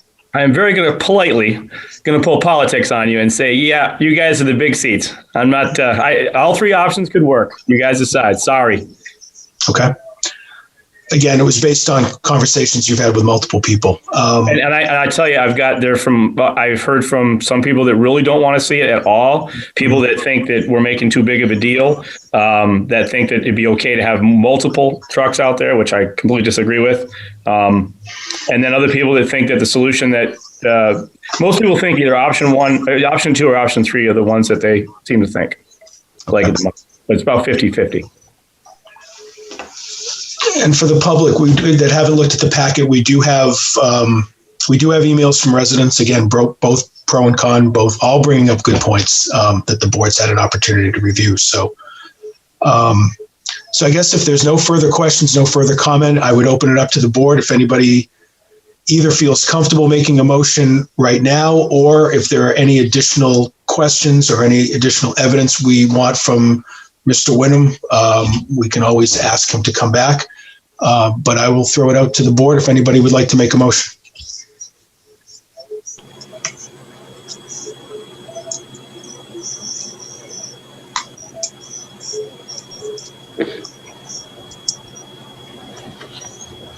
So we have 3 options on the table.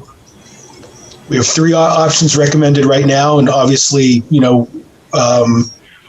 as the board, we can make any motion we want. I mean, if there's a 4th option that one of us thinks of, if there's something we'd like further from Mr. Wyndham, we could ask him and have him come back. It's up to the board. There are 3 recommendations. There are 3 options. We could come up with another option. Mr. Wyndham is choosing not to recommend, which is maybe wise, but so it's up to us to choose one of these options. But he's basically putting these forward as possibilities, as the most vetted possibilities. Right? That's how he's represented in his memo, yes. Yeah. I mean, I can speak as a board member and also as a downtown business person. It's all about hours. Like, there are certain hours where clients can't find a parking space. I have elderly clients who can't get in at certain hours of the day.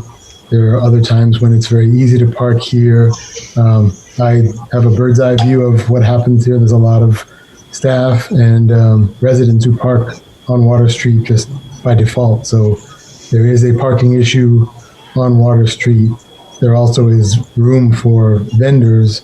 I don't want to say especially if they're paying, but there are places where there are zones where it's easier to sustain that. And I think it's part of vibrancy, part of this post-COVID, or wherever you want to put us in this period. People need to see people out and about in a safe manner. And if the chiefs have written off, that says it's, that gives us some confidence. But as well, just from a human mental health standpoint, it's good to have visible outdoor vending and movement. So I support this in general. The specifics, again, just to speak self-interest, where the current mobile vendor is doesn't cause an issue either way. That's an area where a lot of people with mobility and parking needs, they don't tend to park because they need flat surfaces, and that's more down towards my end of Water Street. But I defer to the wisdom of the chiefs as to which areas are safest.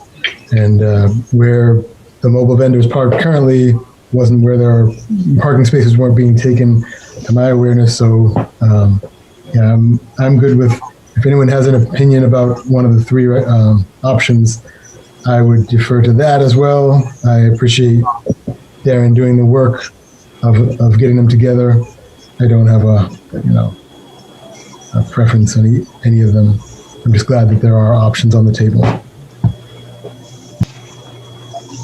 No, and I appreciate your thoughts, Selectman Brown, particularly where you're wearing both hats. And I think that, depending upon the hours and where you are, parking is an issue. That's why the town has conducted parking studies. It's been the topic of conversation for years. I'll be honest, I'm not crazy about a mobile vendor being in that location. However, I agree with you that if the police chief and the fire chief and the DPW director have all signed off on that alternate spot there, I would defer to their expertise on that. Also, if we're making a motion, we need to consider Mr. Wyndham's recommendation that he be the person authorized to, as he put it, have the control of the program. Or if we want to consider a hybrid of Mr. Wyndham, the town manager. I don't really think Parks and Rec fit into this. So obviously that needs to factor into any motion as to who is going to be charged with this. And also I would think that the health inspector, Mr. Murray, would need to play a role. So we need to consider all of that. Selectwoman Gilman? Yes, thank you, Mr. Chair. I think that the one space that's been presented downtown in front of the town office building is certainly a much better place than the one right in front of the bandstand. Mm-hmm. It just occurred to me, and I don't know why after all this exercise we've been through, is that this is in a historic district. And I'm not saying are food trucks appropriate to a historic district. I'm sure there's been some there, but not on a permanent, semi-permanent kind of basis or regular basis, I guess. That being said, I'm leaning towards solution 3, the RFP process, just because I think it gives a fair chance to anyone that wants to come in. Mm-hmm. So how would that play out, Selectwoman Gilman, if being in the historic district, is there anything that we would need to do if this were to be a permanent thing? Excuse me, being permanent is the key because it's not a permanent structure. So no, I don't believe so. Plus it's public property, so we can dispose of it in the way we want. That's an interesting point. Selectwoman Cowan. I don't feel strongly one way or the other about what we do. I just think we have to do something tonight because I think that we've had this conversation for a while. I think we need to designate the appropriate person in the town to deal with this. And I think we need to just make a decision. I also think that this year, we're still in a pandemic. And so whatever happens this year, we can revisit in a year. Good point. Because I think that there is a valid concern about parking. We hear about it in normal times, not necessarily in pandemic times, but in normal times. And we have a number of things to consider with parking. So I am cognizant of that while also wanting to support our small businesses, including our mobile vendors in town. So what does that look like and how do we make that happen?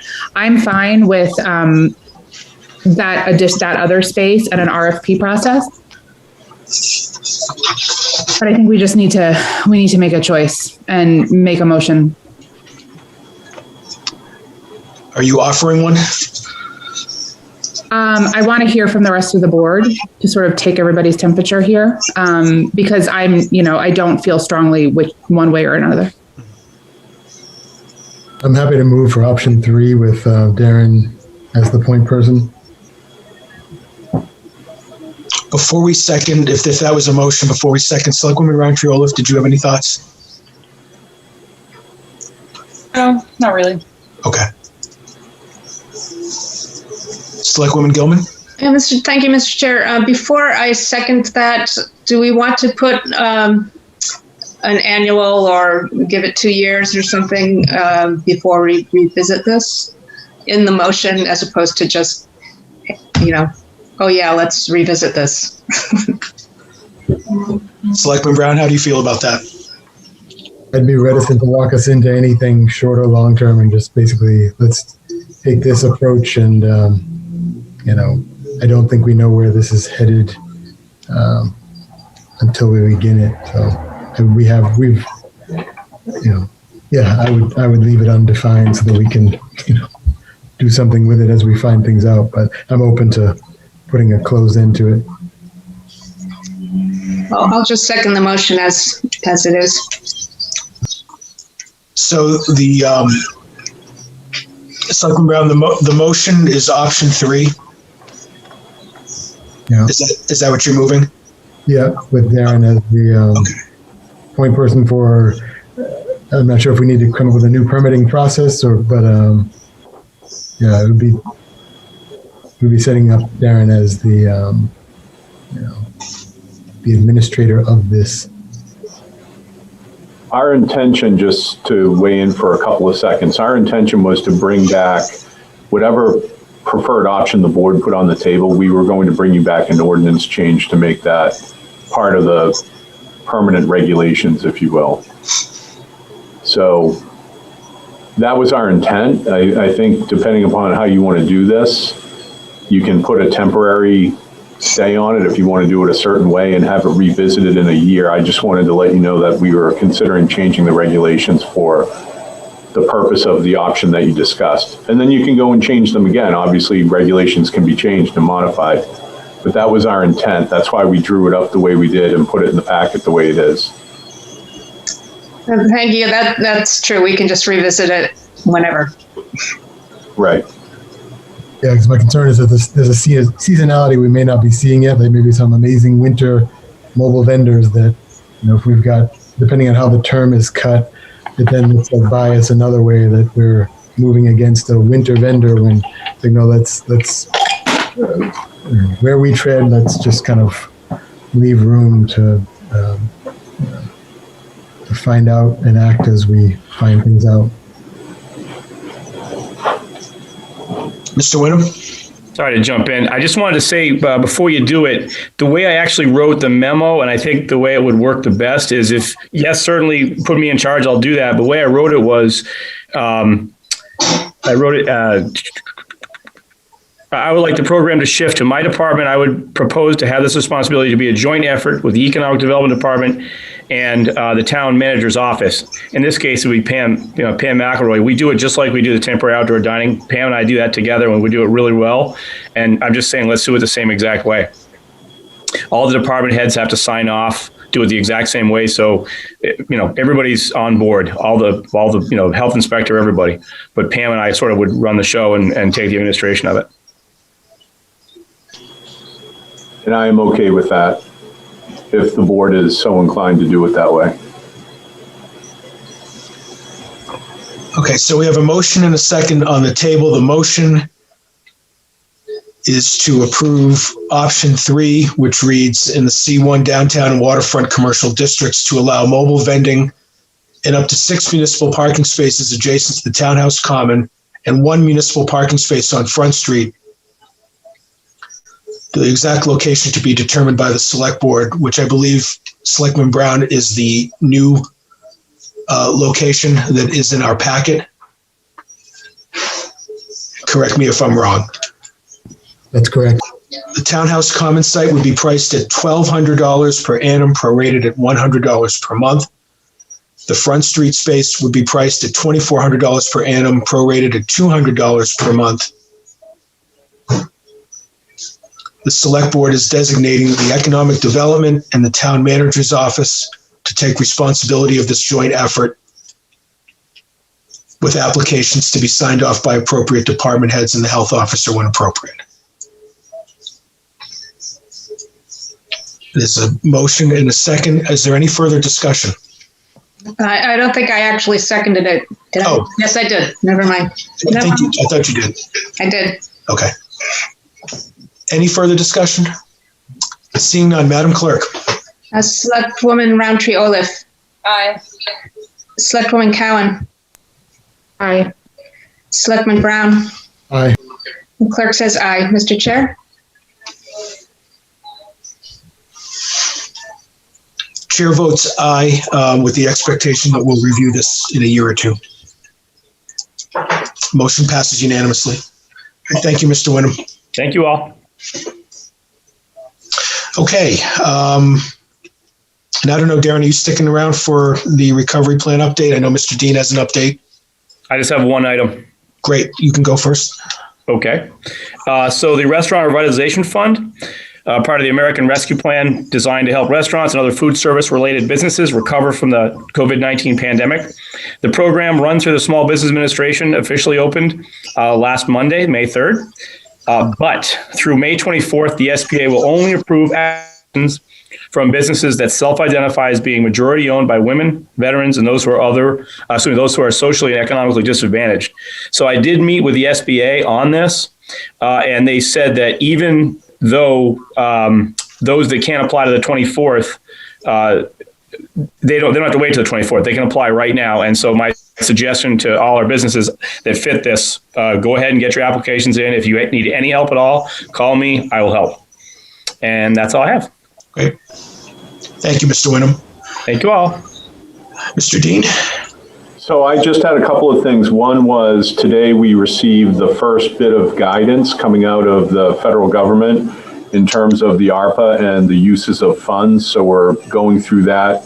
It puts a little bit more detail behind the basic categories that they defined for us before. So we're looking that over. It's about a 10-page document. And then there's an interim rule that was also published along with that.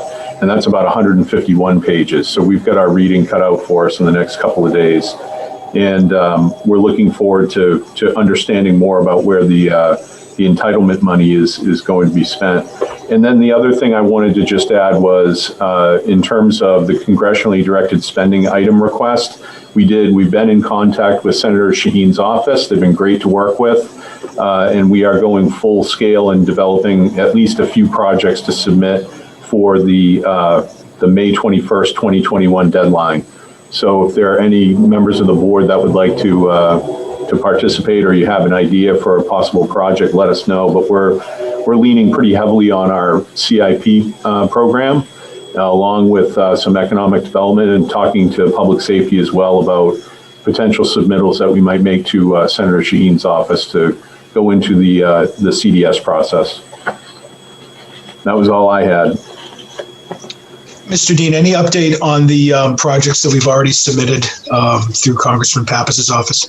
I don't have an update on those, but I will try to get you one. I'm not sure that there is an update yet, but you'll find out as soon as I know. Perfect. Thank you. You're welcome. Any questions for Mr. Dean? Okay, thanks, Russ. We'll stand by and wait. Thank you. Next, we have a recreation grant that the Parks and Rec just received, and I think Mr. Bison's here to speak to this and ask the board for a motion to accept the grant. Thank you, Mr. Chair and the board. Yes, we, speaking of the American Recovery money, the New Hampshire Council on the Arts actually did a quick turnaround grant a couple weeks ago. They're looking for venues that actually had a arts or music lineup schedule budgeted for and was accessible with ADA. So our summer concert series met every bit of that. So we decided to apply for it. We applied for the full amount to help offset some things and expand our offerings this summer. We were awarded the top level of $5,000. And give you a little background. So we are planning on adding some additional concerts for kids to enhance our offerings now that we have this, as well as there's expenses that aren't budgeted for to come out of the general fund that usually come out of the revolving fund, and that will help enable us to not impact our revolving funds, such as porta potties. Porta potties down on Swayze Parkway are important to have a summer concert series. People we want them to come down there and watch it in a safe manner. And going to the bathroom is one of the things that is important to us. So we're asking that you approve this, and we can work on expanding our summer concert series. Terrific. Any questions for Mr. Bisson? Seeing none, then I would entertain a motion for the Select Board to accept the grant in the amount of $5,000 from the New Hampshire State Council on the Arts and further authorize the town manager to sign any related grant documents. So moved. Second. Discussion. Seeing none, Madam Clerk. Selectwoman Roundtree Olaf. Aye. Selectwoman Cowan. Aye. Selectman Brown. Aye. The clerk says aye. Mr. Chair? Aye. Motion passes unanimously. Good work, Greg. Thank you. Okay, we can move into our regular business. And Madam Clerk, I believe we have some abatement yield tax intent to cut. Yes. The list is not as long, so. Okay, hold on. Okay, Mr. Chair, I move to deny a tax abatement for map 65 lot 113. Second. Any discussion? Seeing none, Madam Clerk. Selectwoman Roundtree Olaf. Aye. Selectwoman Cowan. Aye. Selectman Brown. Aye.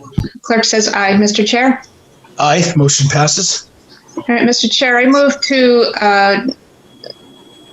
deny or accept a withdrawal for tax abatement at map 115, lot 31. Second. Any discussion? Seeing none, Madam Clerk. Selectwoman Roundtree Olaf. Aye. Selectwoman Cowan. Aye. Selectman Brown. Aye. Clerk says aye. Mr. Chair? Aye. Motion passes. Next, I move to accept a land use change tax for map 70, lot 12 in the amount of $25,000. Second. Any discussion? Seeing none, Madam Clerk. Selectwoman Roundtree Olaf. Aye. Selectwoman Cowan. Aye. Selectman Brown. Aye. Clerk says aye. Mr. Chair? Aye. Motion passes. Mr. Chair, I move to accept the land use change tax for map 103, lot 5 in the amount of $31,500. Second. Any further discussion? Seeing none, Madam Clerk. Selectwoman Roundtree Olaf. Aye. Selectwoman Cowan. Aye. Selectman Brown. Aye. Clerk says aye. Mr. Chair? Aye. Motion passes. Mr. Chair, I move to accept a yield tax for map 28, lot 19 in the amount of $450.71. Second. Any further discussion? Seeing none, Madam Clerk. Selectwoman Roundtree Olaf. Aye. Selectwoman Cowan. Aye. Selectman Brown. Aye. Clerk says aye. Mr. Chair? Aye. Motion passes. All right, and I move to approve an intent to cut for map 51, lot 17. Second. Any discussion? Madam Clerk. Selectwoman Roundtree Olaf. Aye. Selectwoman Cowan. Aye. Selectman Brown. Aye. Clerk says aye. Mr. Chair? Aye. Motion passes. Thank you, Madam Clerk. Okay, we have several permits this evening. Mr. Bisson, I think you're up. Thank you, Mr. Chair. First up is a memo you'll see for 3 various permits. As we previously permitted Power Yoga, Yoga Smith on Water Street has applied to hold the yoga classes at both Townhouse Common and Park Street Common. And the dates are listed. Sorry, I didn't put it in order. I forgot. It is first Townhouse Common starting tomorrow through August 25th on Wednesdays at 9 a.m. And then Park Street Common, there's only a few dates for Park Street Common. Wait, Greg, can you repeat? So it's starting tomorrow? Tomorrow through August 25th. On Wednesdays only at Townhouse Common? Wednesdays, that's correct, from 9 a.m. to 10:30 a.m. 9:30 to 10:30, okay. Thanks. And then they're also applying for Park Street Common, starting on the 12th as well, and going to July 2nd. It's Tuesdays and Thursdays. Times would be from 9:15 a.m. to 10:15 a.m.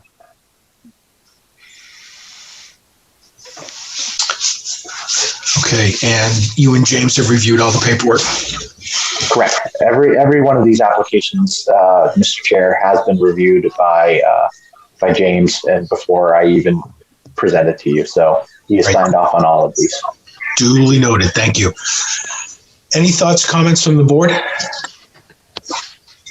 Seeing none, then I would entertain a motion to approve the application for Yoga Smith to conduct yoga at Townhouse Common on Wednesdays, commencing May 11th, 2021 through August 25th, 2021 from 9:30 to 10:30, and also at Park Street Common commencing on May 11th through July 2nd, from the hours of 9:15 to 10:15.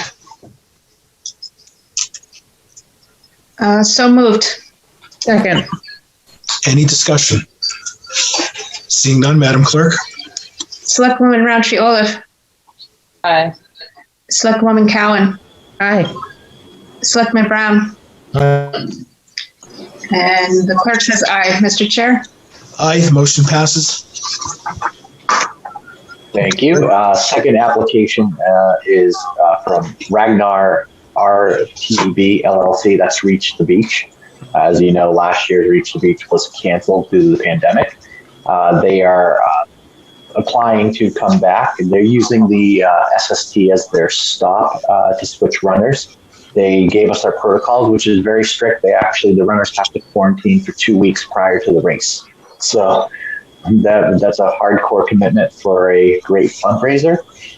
They are looking to have their Reach the Beach go through town on September 18th, 2021. All department heads have been notified and signed off on it. Police, fire, public works, as well as the health officer. Great, thank you. Any questions, thoughts from the board?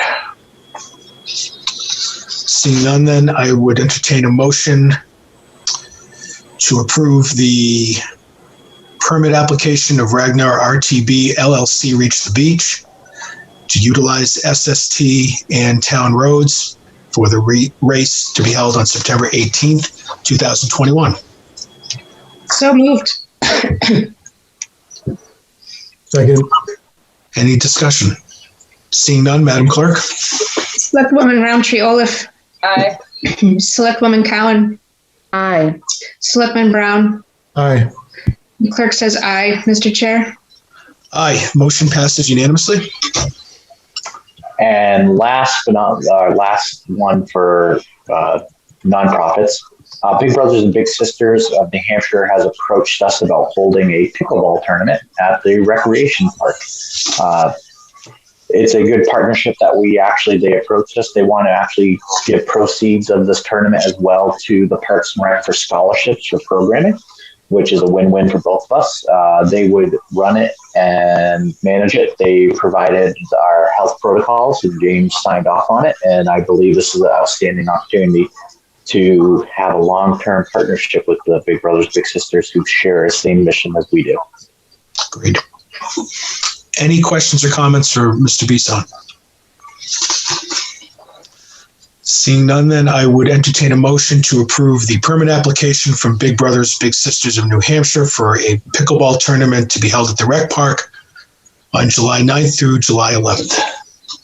So moved. Second. Discussion. Seeing none, Madam Clerk? Selectwoman Roundtree Olaf. Aye. Selectwoman Cowan. Aye. Selectman Brown. Aye.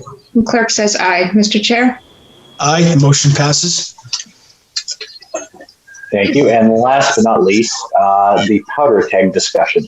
In your packet, you will see an outline memo outlining our plans, if possible, to hold the Powder Keg Beer and Chili Festival. As you know, this is a large fundraiser for both the Parks and Rec Department and the Chamber of Commerce, but also is a large economic driver in the downtown area. On average, we usually bring in about 4,000 people.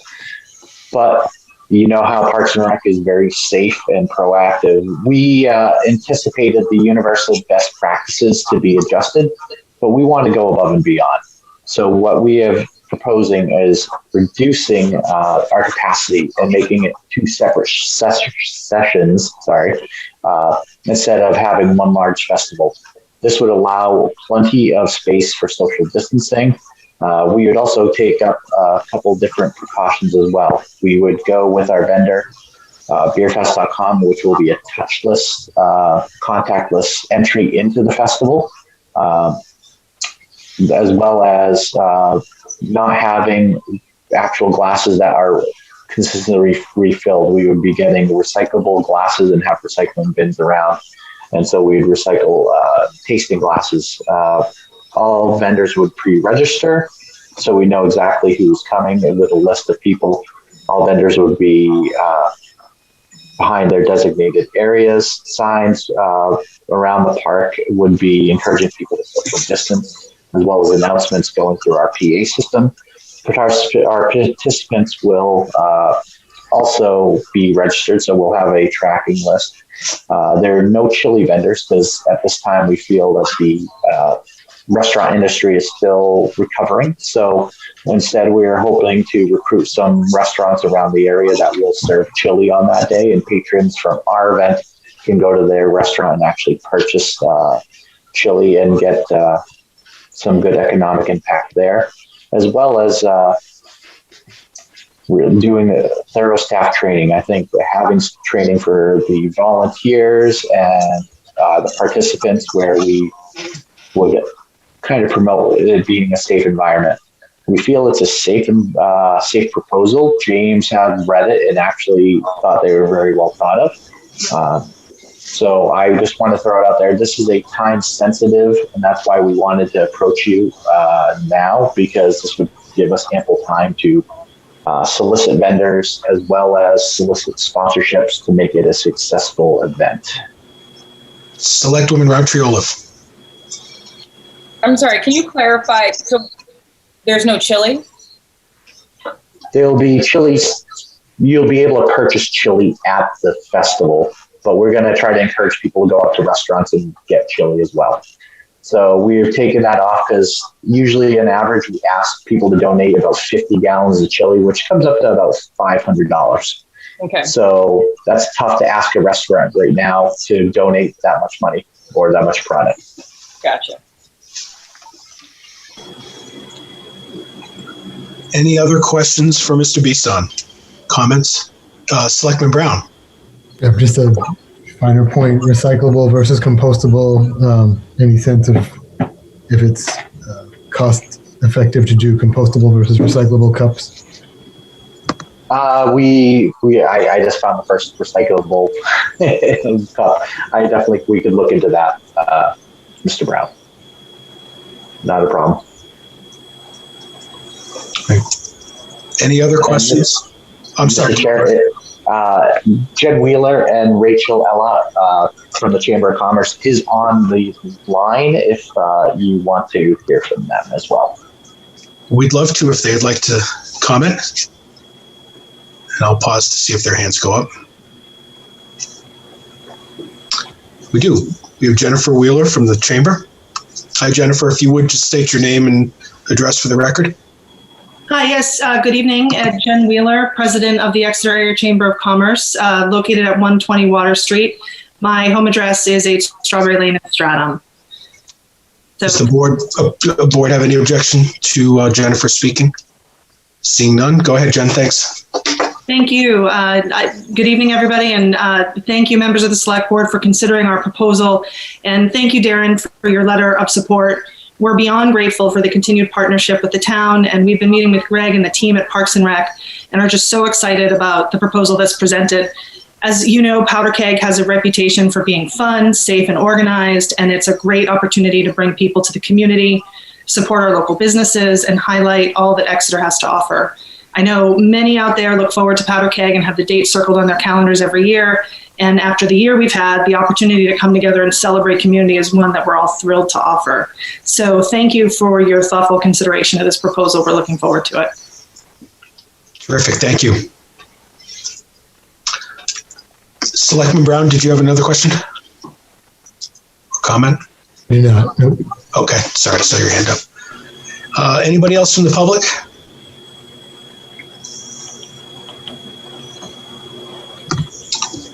If there's no further discussion, questions, or comments, I would entertain a motion to approve the permit request from the Parks and Rec Department Director Greg Bisson for the Select Board to approve the Powder Keg Fest and Chili Festival on October 2nd, 2021, as described in detail in their application. So moved. Second. Any further discussion? Seeing none, Madam Clerk? Selectwoman Roundtree Olaf. Aye. Selectwoman Cowan. Aye. Selectman Brown. Aye. Clerk says aye. Mr. Chair? Aye. The motion passes unanimously. Thank you, Mr. Beeson. Thank you. Okay. Moving along, we have the town manager's report. Mr. Dean. Thank you. First thing is just a reminder of the Memorial Day Parade, which is on May 31st this year, Monday, and all the board members and myself have been invited. So the assembly there is 9:30 a.m. down at Swayze Parkway. Ceremonies begin at 10 o'clock. So if you could mark your calendars for that.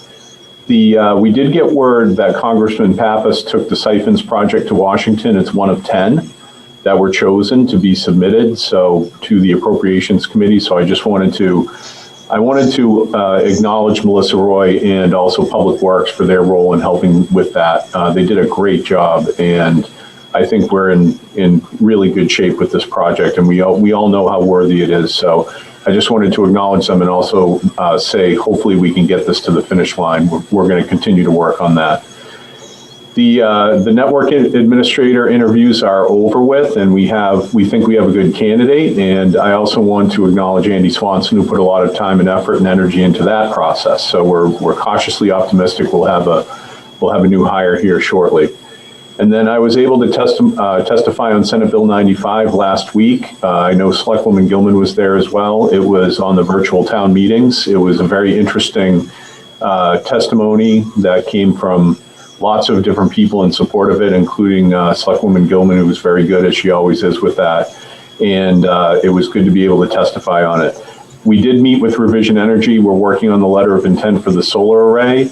And then the field work is continuing on our audit with Melanson Heath. And I think I mentioned earlier that we're reviewing our public buildings for potential use here in the not too distant future. So that was the basis of my report, and I can stop there and take any questions, or we can go into Stillwells, which I think is the next thing on the list.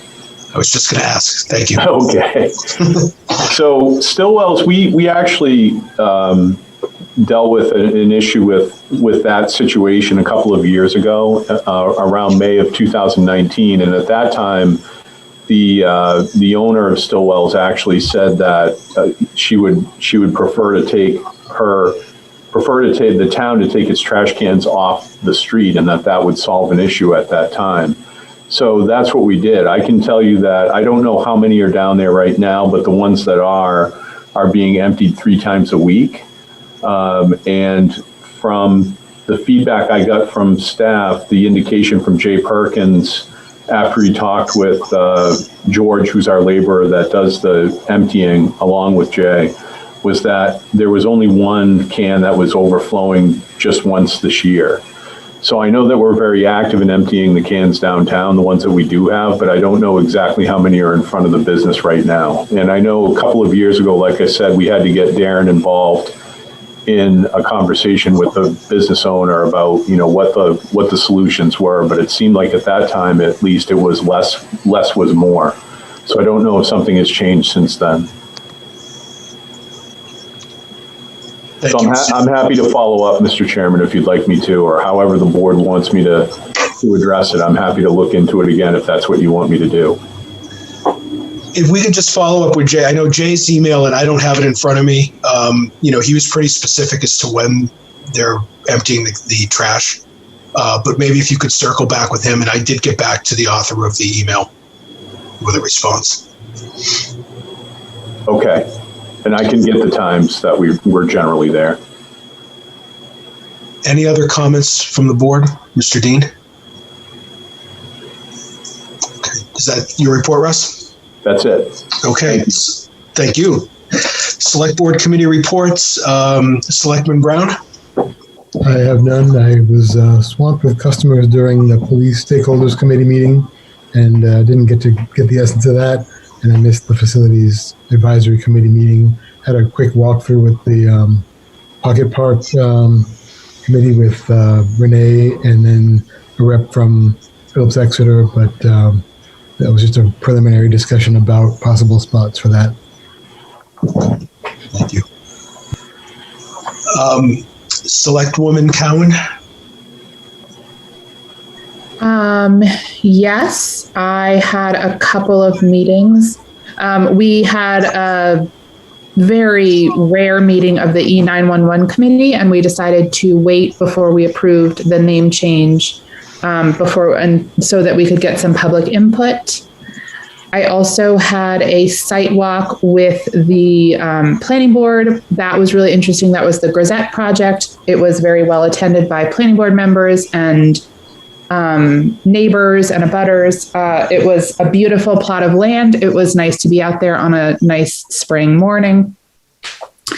What else? Let's see. We had the Water and Sewer Advisory Committee meeting, which you all heard because we voted. And then, Mr. Chair, I had to tag you into the Police Stakeholders Committee because I had something urgent happen with my child. And thank you for subbing in. So I'll let you give the update.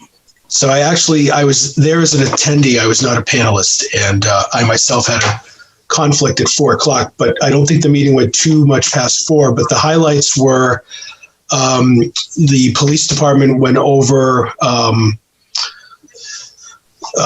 pulling motor vehicles over for speeding, issuing tickets and so forth. There was some statistics given. There was some conversation back and forth. And then Detective Bruce Page came on to talk about the police night out, which was first done in 2019.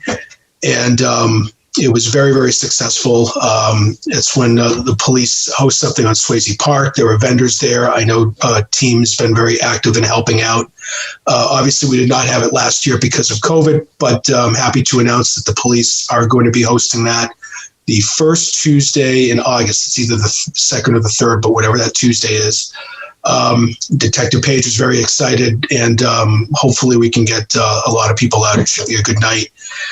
And Chairwoman Sermon spoke that she and Chief Poulin will be presenting to the Select Board at our next meeting, and those were basically the 3 big discussion items from 3 to 4 o'clock, and I was happy to watch.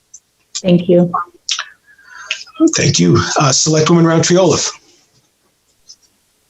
So didn't make it to any of the meetings last week. Had a busy week at work. I do have Arts and Culture on Tuesday, and then the Housing Committee coming up as well on Friday. So should have an update for you by our next meeting. Great, thank you. Selectwoman Gilman. Thank you, Mr. Chair. I have not had any town-related business since our last meeting, except for the Arbor Day planting of trees. And next week, I have only an Energy Committee meeting.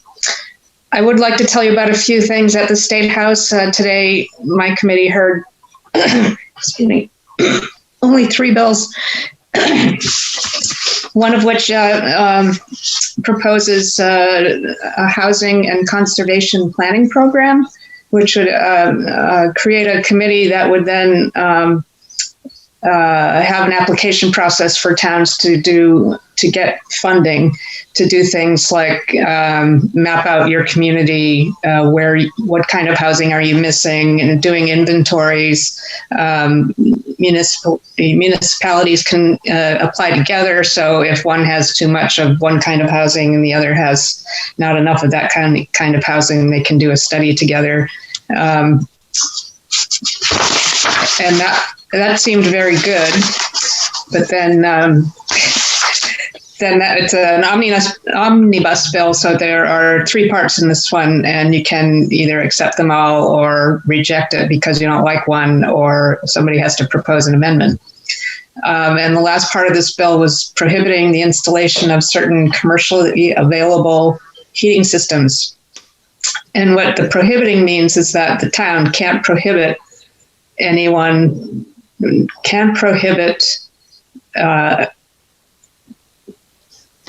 having those services provided to the town. So if we wanted to prohibit gas service in the town, we can't do that. And this is following along other states' practices that are doing that, where I think in Massachusetts now, new housing cannot have gas service. They can only do electrical service. So that was interesting. The other bill we had was relative to broadband service and had to do with funding it, and also services attaching to poles and making it easier for when one service comes in and needs to attach something. We don't sit around having two poles on our sidewalks for a while we wait for one of the services to come in and change the pole. The last one was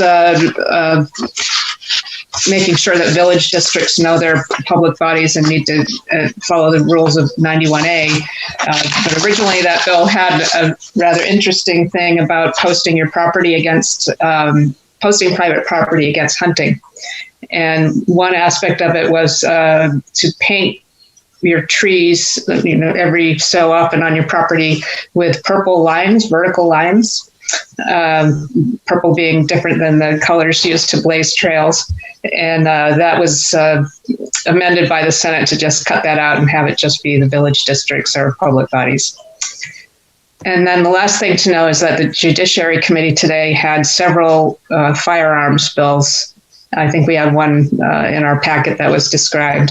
I don't know how they turned out because they were having my meetings were at the same time as theirs, and they may have made decisions on them already. But if whatever way you feel about these bills, contact the Senate Judiciary Committee and or the governor, and let them know your position on them.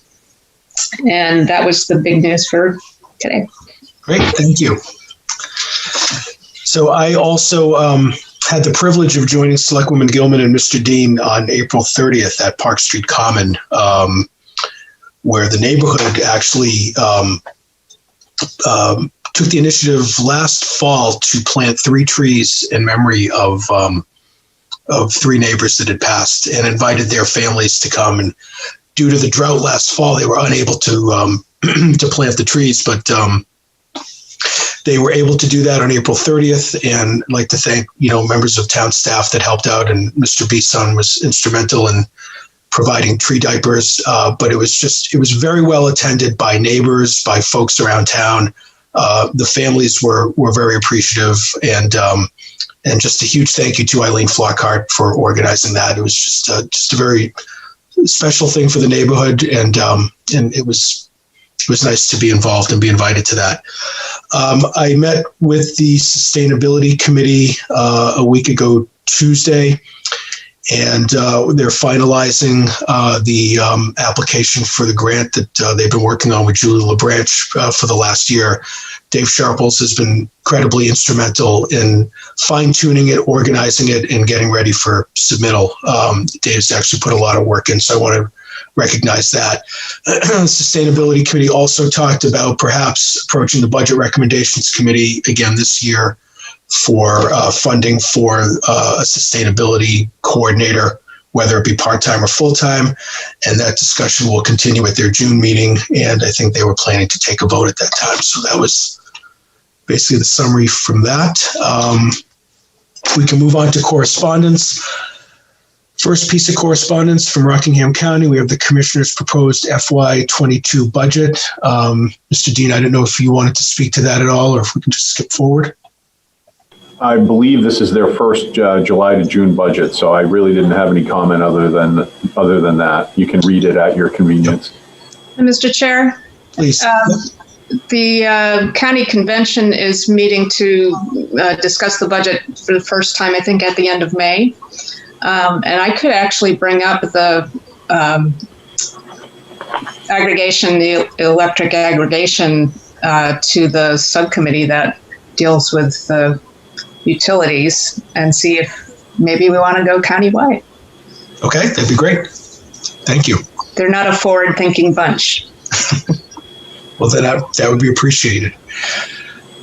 We have a letter from the New Hampshire DOT informing us that they're proposing to conduct repairs on Route 85 Newfields Road, about 140 feet south of the intersection with Walters Way. And they're looking to repair slip lining of a pipe, replacing head walls, and potentially adding a diffuser to the outlet. There's a map enclosed in our packet. We have a news release from the Racial Unity Team that they're organizing an art and poetry challenge for New Hampshire residents of all ages.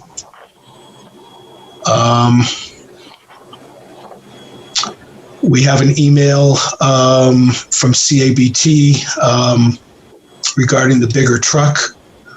Mr. Dean, did you want to speak to that? That's another one where they're following some particular issues that are being presented as part of the infrastructure package. So we may be hearing from representatives from CABT again about supporting their efforts to limit truck sizes to what they call reasonable size. Okay. And we had correspondence from NHMA regarding one of the bills Selectwoman Gilman just discussed, 307, which was gunfire on town property. And that was it. Again, I mentioned there's several pieces of correspondence in our packet that were sent in relative to the mobile vending and also Anna Grazier's comments about small businesses, employers incentivizing their employees to get vaccinated. Looking at the board calendar, we meet again on May 24th, and then looking ahead, June 7th, we have the Memorial Day Parade on the 31st, as Mr. Dean indicated. And I would ask if there's any other comments or thoughts from the board, and if not, I would seek a motion to adjourn. So moved. Second. Okay. Any discussion? Seeing none, Madam Clerk? Selectwoman Roundtree Olaf. Aye. Selectwoman Cowan. Aye. Selectman Brown. Aye. And clerk says aye. Mr. Chair? Aye. We stand adjourned. Thank you so much. Good night, everybody. Good night. Good night, all.